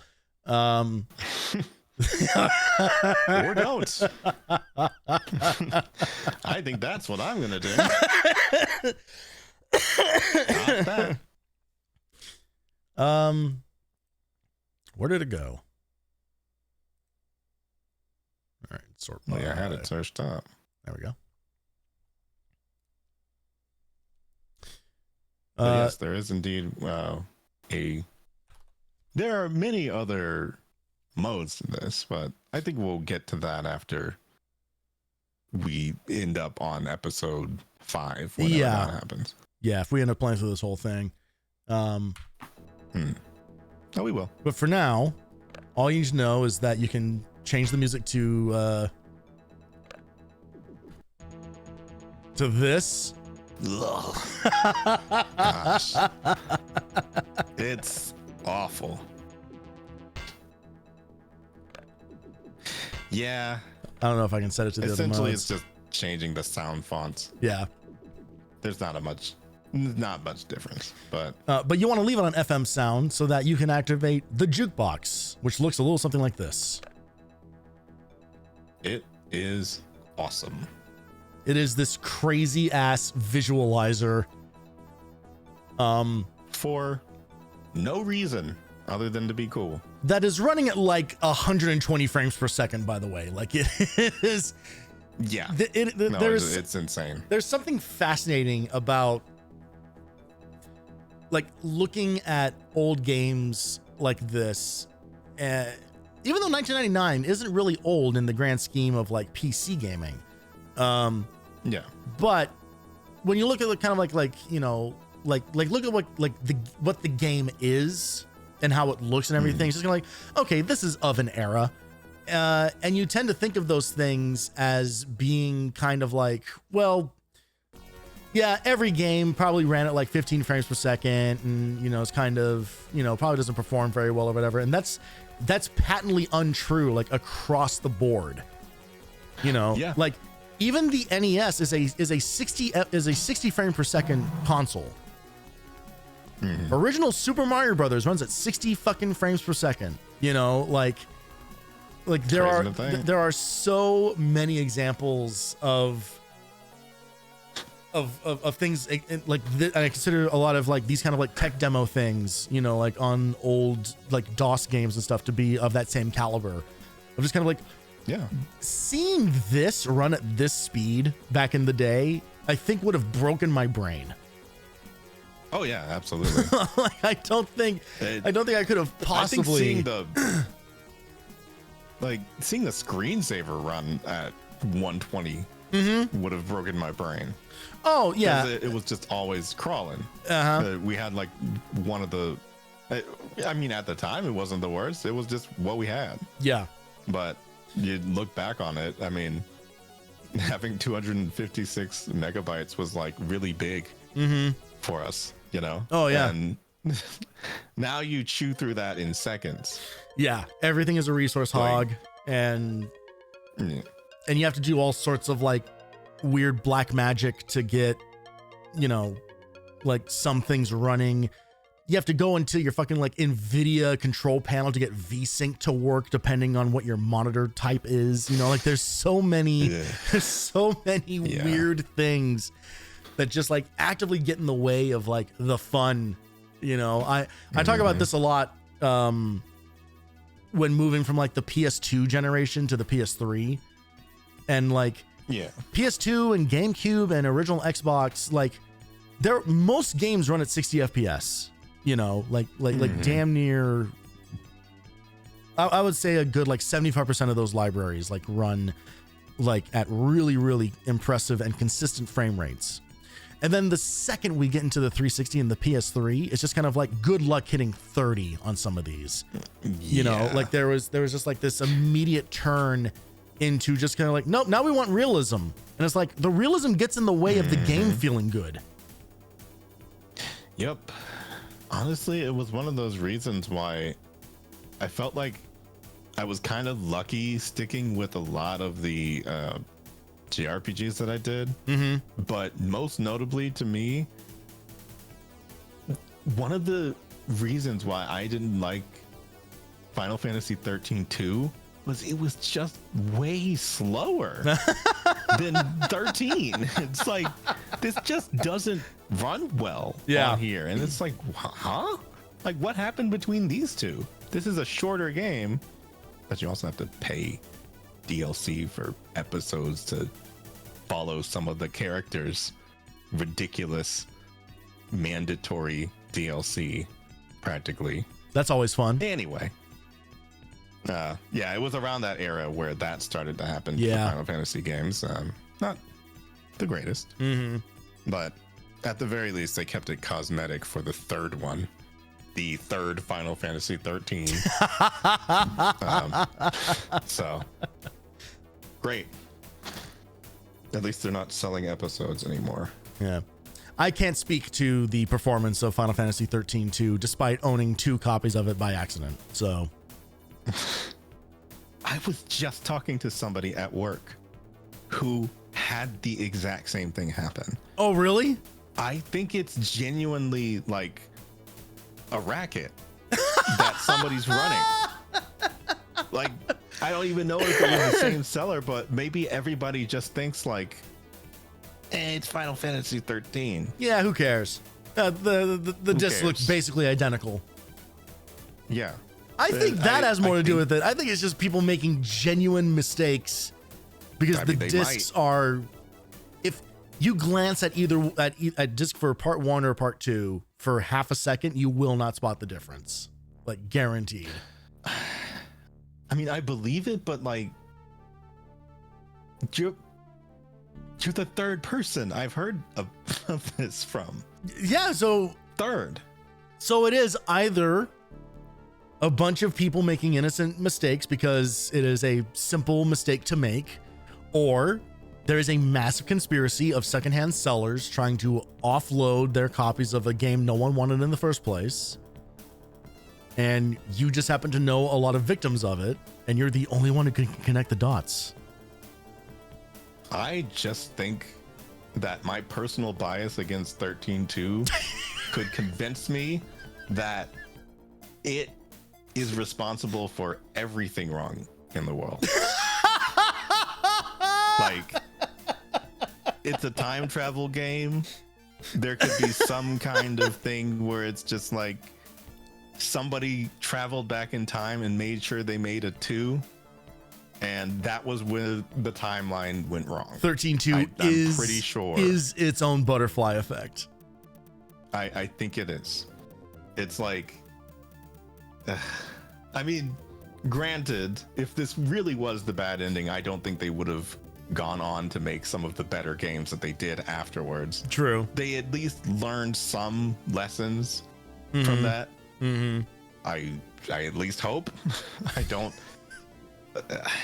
think they've ever sold direct episodes relating to characters ever again. But I feel like there's been story related DLC with 15, maybe. But I don't know. I think maybe like one of the villains had something. Well, the problem with 15 is that it didn't bother finishing its story in the first place. So I don't really think that there's any amount of DLC that could fix that game. Right. I have a real love-hate relationship with it. I was like the one person on the planet who actually really liked 15. Right. I liked the road trip. I liked the road trip. I like the just run around, swing your sword at shit, fist bump Prompto every time you do anything. Neat. I thought it was a blast. And then that game like fucking literally railroads you to the ending. They literally put you on a train to the final part of the game. And it comes out of nowhere. It involves a time leap. It's bad. It is. I consider this a warning, so I don't even care about the fact that it's vague spoiler stuff, because it just sort of makes me not want to waste the time. At the time, I was absolutely furious. Because that game started as 11 or Versus. It started as like Final Fantasy Versus, was like the original name of that game, right? Yeah. And then like 13 through Lightning Returns happened before 15 happened. Yep. And then 15 finally releases. It looks fucking gorgeous. It has this really cool, like this huge open world to like drive around and have fun with your bros and everything in, you know, like it, like really fun characters, really cool stuff. Like, you know, obviously like all like the food rendering and everything that they did. Like there was a lot of like really like, there's a lot of love poured into a lot of it. There is no excuse for that game to not have had its story figured out. Right. For everything else that goes into game development, you know, all the technical issues, all the times they kept changing the engine they were building it on, all that jazz, that can all have an effect on different parts of the game. There was no excuse for them to not have the story figured out, and they did not. They absolutely did not have that story finalized in any way, shape, or form. And you can feel it. You can literally like feel the moment where it's just kind of like, wait a minute. It's like, wait a minute, what happened? Why are we all traveling here? What is this place? What is this thing? Who's this guy? You know, it's just like all these things, like all these things get introduced at like the 11th hour, and then it's like, I'm just gonna fucking spoil it. Then it's just kind of like, okay, we're gonna do we're gonna do the time compression thing from FF8, but worse, if you can believe it, because it's only going to affect Noctis. It's only going to affect the main guy that you're playing as. And literally what happens is they just age him by 30 years. Yeah. Noctis gets aged 30 years. He gets like banished to some like shadow dimension or something. And then, but we don't see any of that happen even. It just like hard cuts to, now here's Noctis and he's an old man and all his friends are the same age. And what? And then what's the point of that? And then who knows? Because they then don't give that any sort of emotional weight at all. Right? Like, right. Imagine your friend goes missing what for you feels like maybe like 3 days, right? And then shows up out of the blue, out of nowhere, and they have aged, like he's like an old man now. Like imagine like what that would do to like your psyche. Like imagine like emotionally how you would have to deal with that, and how both you as the friend and the friend that happened to, like the severe psychological, like you would take an emotional beat to recognize that, right? They don't, because Ifrit's running wild. So we got to go kill the final boss of the game. So the game ends with its cold open, which is an Ifrit boss battle, or a Freet, whatever the proper pronunciation is. Right. Which, when you play the opening, you don't really clock anything about like Noctis's character model or whatever, because you have no idea, you have no context for what the hell's going on, right? So then when you go do that boss battle again, it doesn't feel like you earned it, because it's kind of like, well, this was your cold open, and your big reveal is it just happens. It doesn't feel like the story like worked its way up to that happening. It just like hard cuts to, and then Noctis vanished for a while like fucking Goku, and when he came back, everybody was the same, but the war got worse. We don't see any of that happen. Anyway, let's go solve it immediately, because we are out of fucking money. And it is a bummer. Yeah. That just kind of sounds like,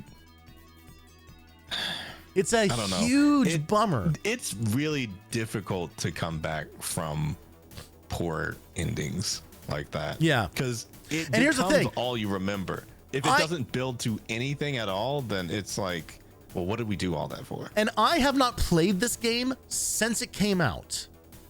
I played it on the PC because I didn't have because it was like a PS4 game. I don't remember what the situation was, but whatever the situation was, I didn't play it until it came out onto the PC. Right? That was still, I don't know, what was that, like 10 years ago or something that the PC version came out? I haven't touched it since. The fact that I remember all of these details from it, I think speaks to like the level of hurt. Yeah. like the level of betrayal that I felt as like the one guy holding out hope for that game. See, the other part of it though is that I feel like what starts to hurt more in games like that is when you're the one who's responsible for moving everyone around. You're the one who is going around in the open world doing all this stuff. Mm-hmm. If it then has this ending that seems like it has nothing to do with anything else, or has no grander purpose that it serves to what everything was for, then it's just like it makes it feel like none of it was worth it at all. Exactly. Like you actually genuinely did it all for nothing. The whole thing feels like a huge waste of time. Because that's the thing. Because you don't get to you don't see that you like affected the world in any way positively. You know, like you don't get to find out. Just kind of like, oh yeah, so this crazy like time jump thing happens, but hey, at least that time that you like, you know, fought Leviathan in that water city, at least that added up to something. It's like, no, there's no like through lines that they complete on anything. Nothing bears anything on anything. It's just kind of like Noctis vanishes, and so with him, so too does, I guess, all of the resistance against like the main threat. You know, and I just sort of feel like they had their one thing with like a main character disappearing. I guess I won't say which game, and I feel like maybe ever since then they're trying to figure out how to do an impactful moment like that again, maybe, and they can't pull it off. Yeah, I think they genuinely can't. Remember, and this is a video game, by the way, in which they released a movie that you needed to watch to better understand the context of who these characters were to each other. Yeah, that's what King's Reach. That's what King's Reach was. But it, yeah, I think so. And the thing of it is, all of that is fucking, but it's all prequel, right? It is all, it's all set up. None of it fixes where the real problem is, which is the moment you have a boss fight on a train and then the boss snaps his fingers and Thanoses you to the shadow dimension. Like there's no moment in which that part of the story is fixed. And hilariously, you don't need to watch fucking King's Reach to know who these characters are to each other. To the game's credit, they do a really good job of establishing like these four guys and their friendship to one another. You understand immediately. It has one of the best cold open. Well, you have the cold open of the kind of like the teaser of like the Ifrit fight and everything.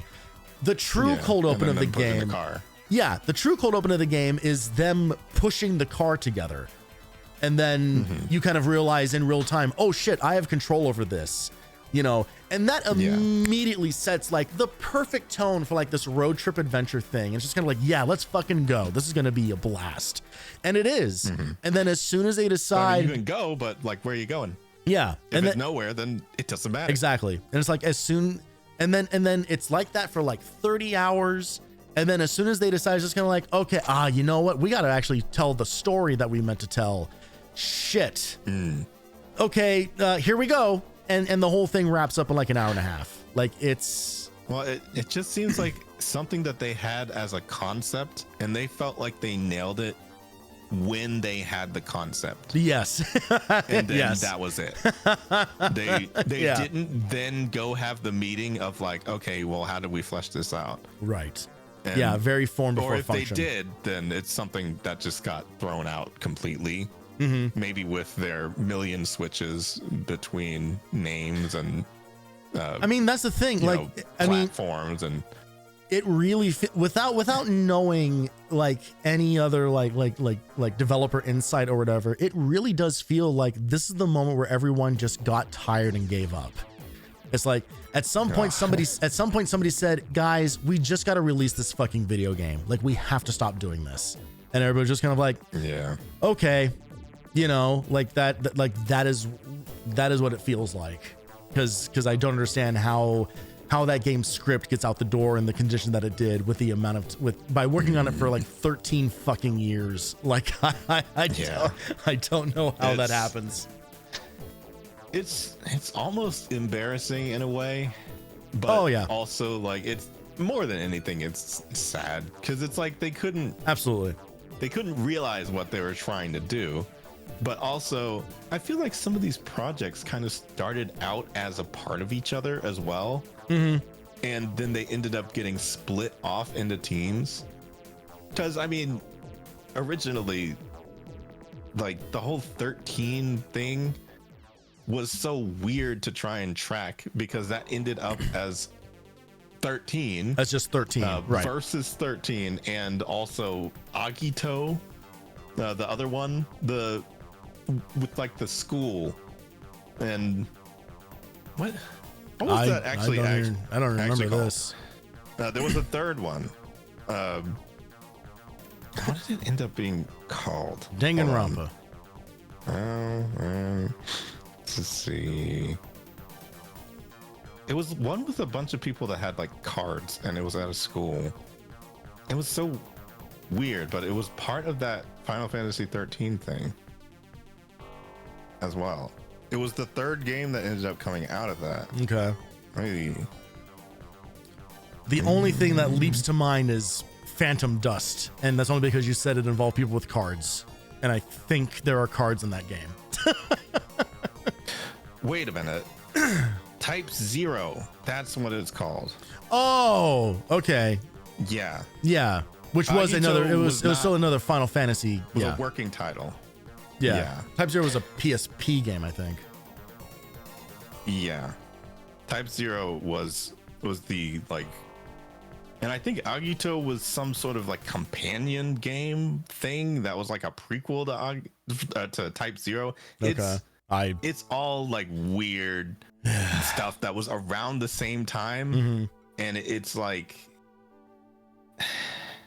it just all ended up with stuff that only really culminated in Final Fantasy 13 being particularly popular out of the ones that remained there. Because I'm sorry, but like, you don't make 3 games out of a series that's not doing well, at least somewhere. Right.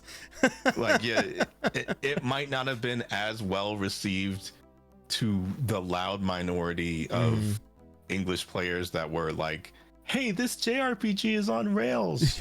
How crazy is that? Yeah. Whoa. Like, that was the dumbest outcry I've ever seen in regards to that. Like, do you guys understand that you're playing a JRPG? Yeah. Is this new to you? When there are so many other things that you could complain about that game. It's really? It's like, honestly, be thankful there's only one place to go ever. Could you imagine needing to go wherever you felt like with this cast of dumbasses? Like, did we really need more scenes with Snow and Hope? Yeah, like, exactly. Did we want like, more? Did anyone of that? want that? You guys wanted to see more of them? Yeah. Okay. God. Good luck. God. I genuinely, though, the only game in that series that I cannot stand, this is no news, I've said it already this stream, is 13-2. And it's just like, I think Noelle is just generic. I think Sarah is generic. I don't agree with the decision to make Lightning completely separate from the main game.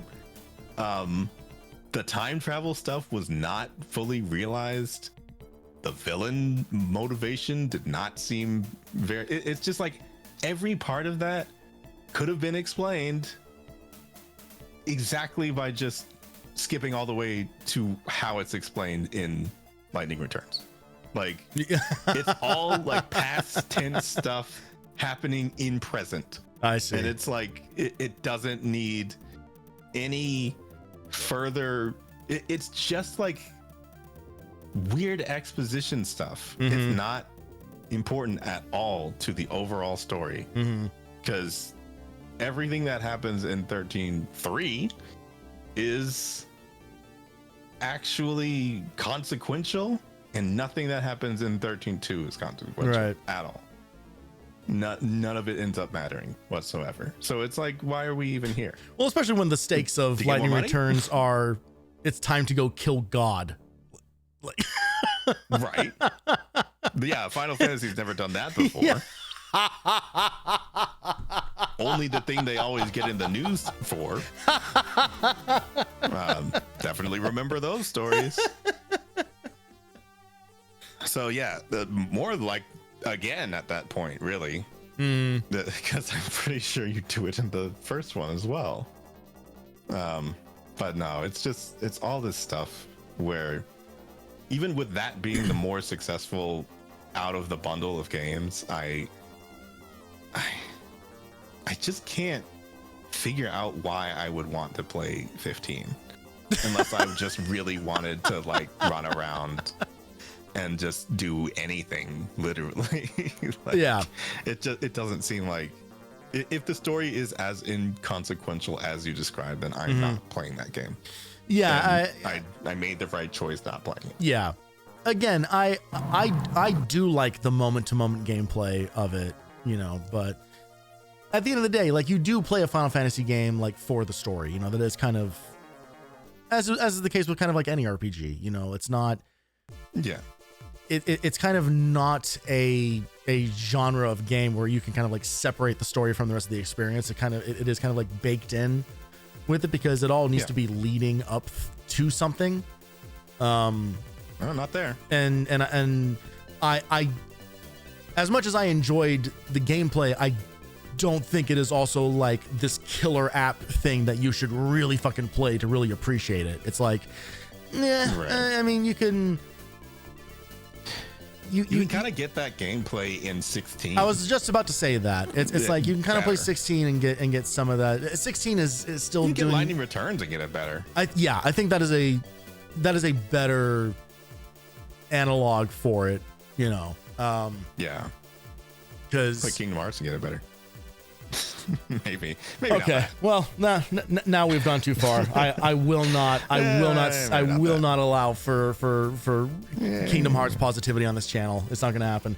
Also, we have you're not getting it from me. We have also like tizzed out over Final Fantasy for so long. I think we have ran through every song in the Tyrian soundtrack at least 5 times over.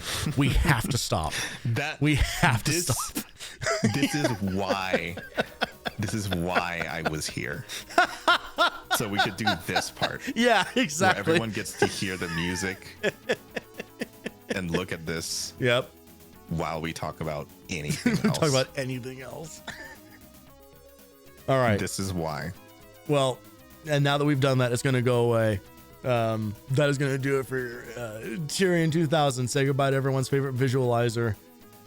We might see it again. Oh, we will.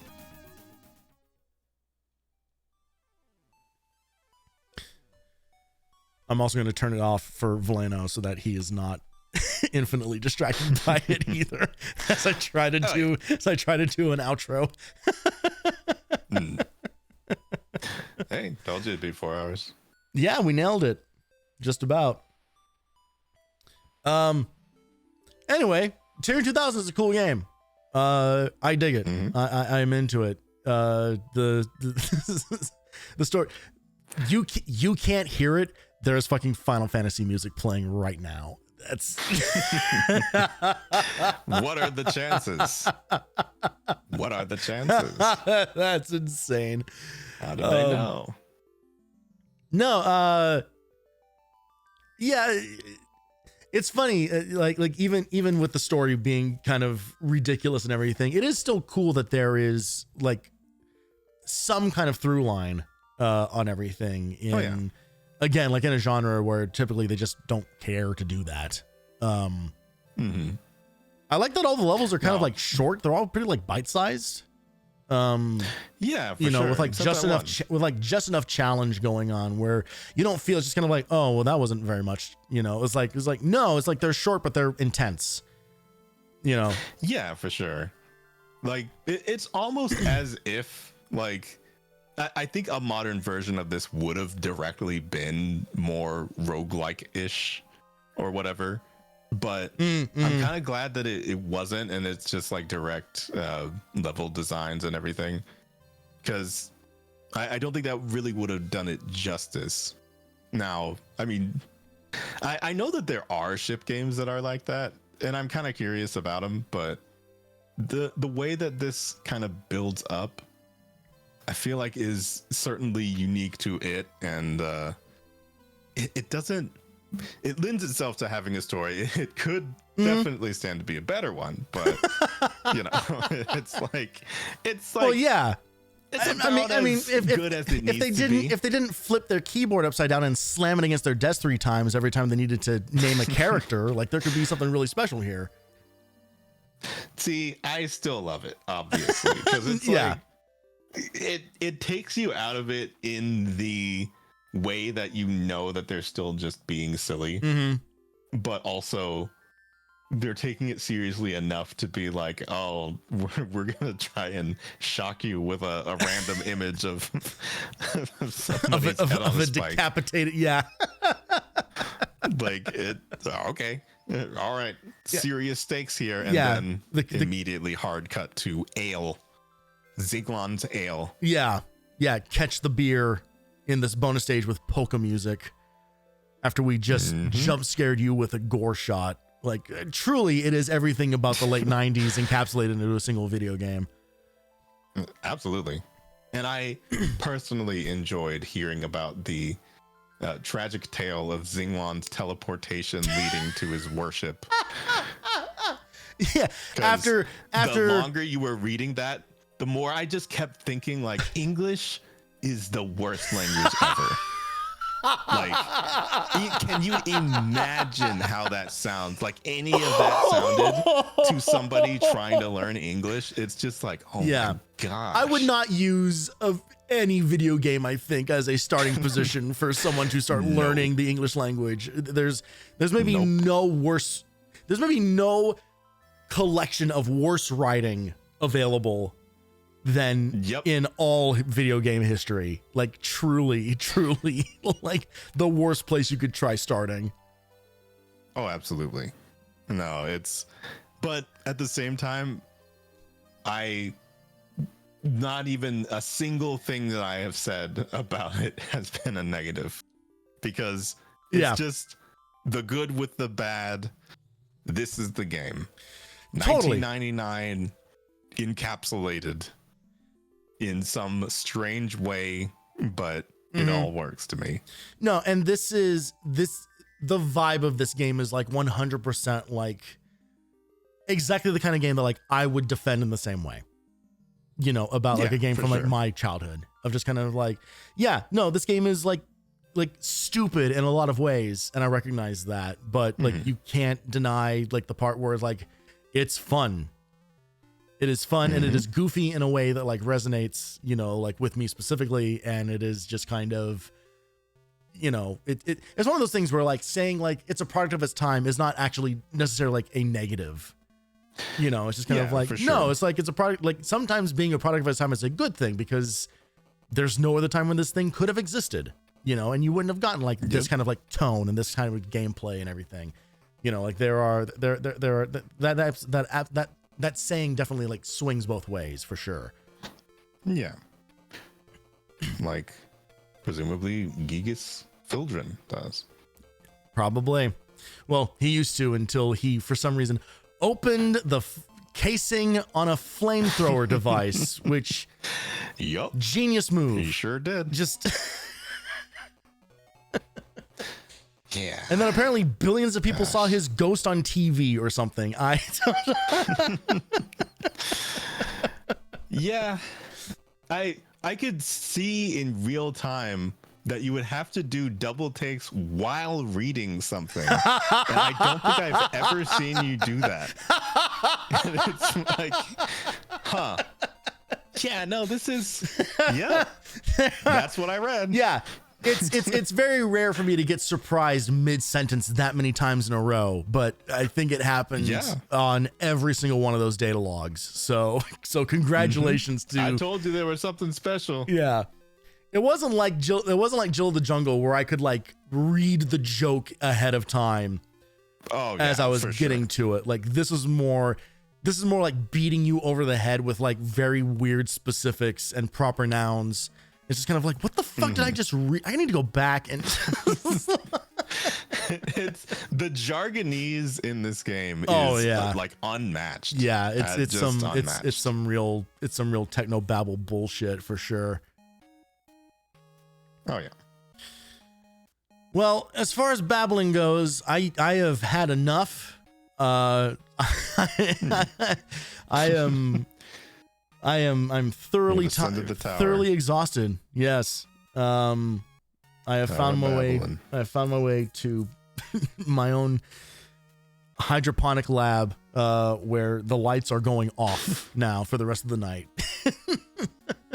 Thank goodness. Thank goodness indeed. I was standing that whole time. Oh yeah. No, you have great endurance. I'm impressed and proud of you. Well, I normally stand for 7 hours, but usually I'm getting paid more for that. Yeah, we'll take a break. Yeah. Speaking of acting nice to somebody without getting paid for it. Oh, I would never. Yeah, we'll work out the fee for this one. Yeah, I bet we will. Well, while we do that, the rest of you, thank you so much for tuning in tonight.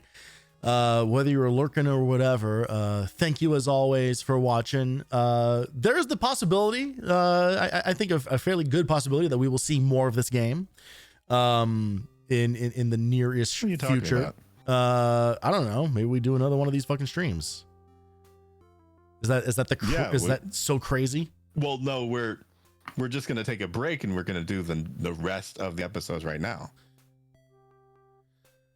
I will let you guys know in the Discord when next stream starting that I'm doing by myself. Going to be starting up a playthrough of Secret of Mana on the SNES, and that is going to be a long one. That is going to I take. said that like I didn't know already. Yeah, the guy who one of the guys who voted for it. It's like, oh really? Yeah. Oh. Yes, my community has. I gave him a selection of action RPGs for me to play through, and Secret of Mana won the poll. So we're gonna be playing through that. However many streams that takes, I will do my damnedest to not get stuck in what is a lifelong pattern of playing something for too long and then abandoning it to go do something else instead. I'm definitely gonna be good about it this time. You know, It's been 39 years of the same behavior, but I'm definitely gonna change it in this one no stakes instance. So I'll let you guys know when that is. I believe in you. Yeah, thanks. That makes one of us. I will keep you guys posted in the Discord Well, when I was lying. when that's going to happen. I might joking, just lying. I might fire that up this weekend. Maybe Saturday or Sunday. I'm not streaming tomorrow, and I have plans on Friday evening. But probably this weekend we will try to begin the playthrough there, and continue our backlog adventures. Now, here, everyone, brace yourself. Voleno, you have anything coming up you want to tell the people about? Normally, no, but this time I do. Okay. I actually have something on Friday with Alina and Punk Bunny. We're gonna play Strunova. Strunova is something we've played with Alina before, but it would be Punk's first time, so we're going to see if we can run her through the game with Nice. Two people that are.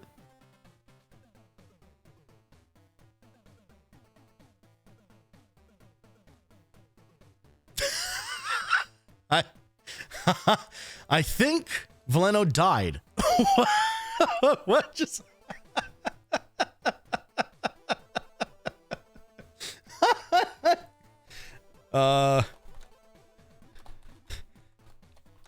You froze. I am writing to him in real time.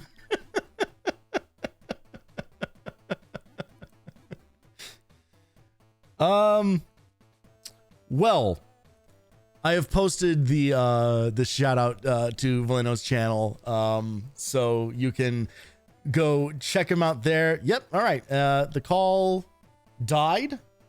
Am I back? You are back. I'm gonna hide the screen just in case anything crazy happens. Okay. Yeah. You froze in the middle of your plug.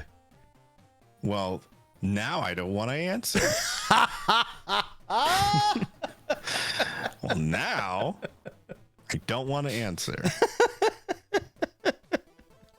But anyway, I think what I was saying was I was going to play Stranova with Punk Bunny and Alina. It is a game we've played before. Punk has not. I am decent at the game. Alina is very good at the game. So somewhere between those 3 skill ranges, we will probably win everything that we do. There you go. That's the attitude to go in with. And for Saturday, you would not believe the game that I'm playing. It is a game called Arc Knights. Oh my God. If that is unfamiliar to you, it's finally happening. Well, too bad. I've never played it before. Yep. Fresh player, brand new. Later into the night for going to be focusing mostly on the gacha elements. No. There is a live stream of the anniversary that's happening. I'm not sponsored. It doesn't matter. But I'm curious to see what they'll say and when the next event will be. And then on Sunday, we're not playing. We're not doing anything. There you go. We're just going to relax. Sounds like a plan. We're going to also relax right now. Thank you again. Hope you all at home relax. And I'm just going to crash out of here. It's so late. I don't feel like raiding. Oh yeah. Yeah, no. And yeah, for the best. That's going to do it. Again, thank you everybody for watching, and we will catch you guys on the next one. Adios.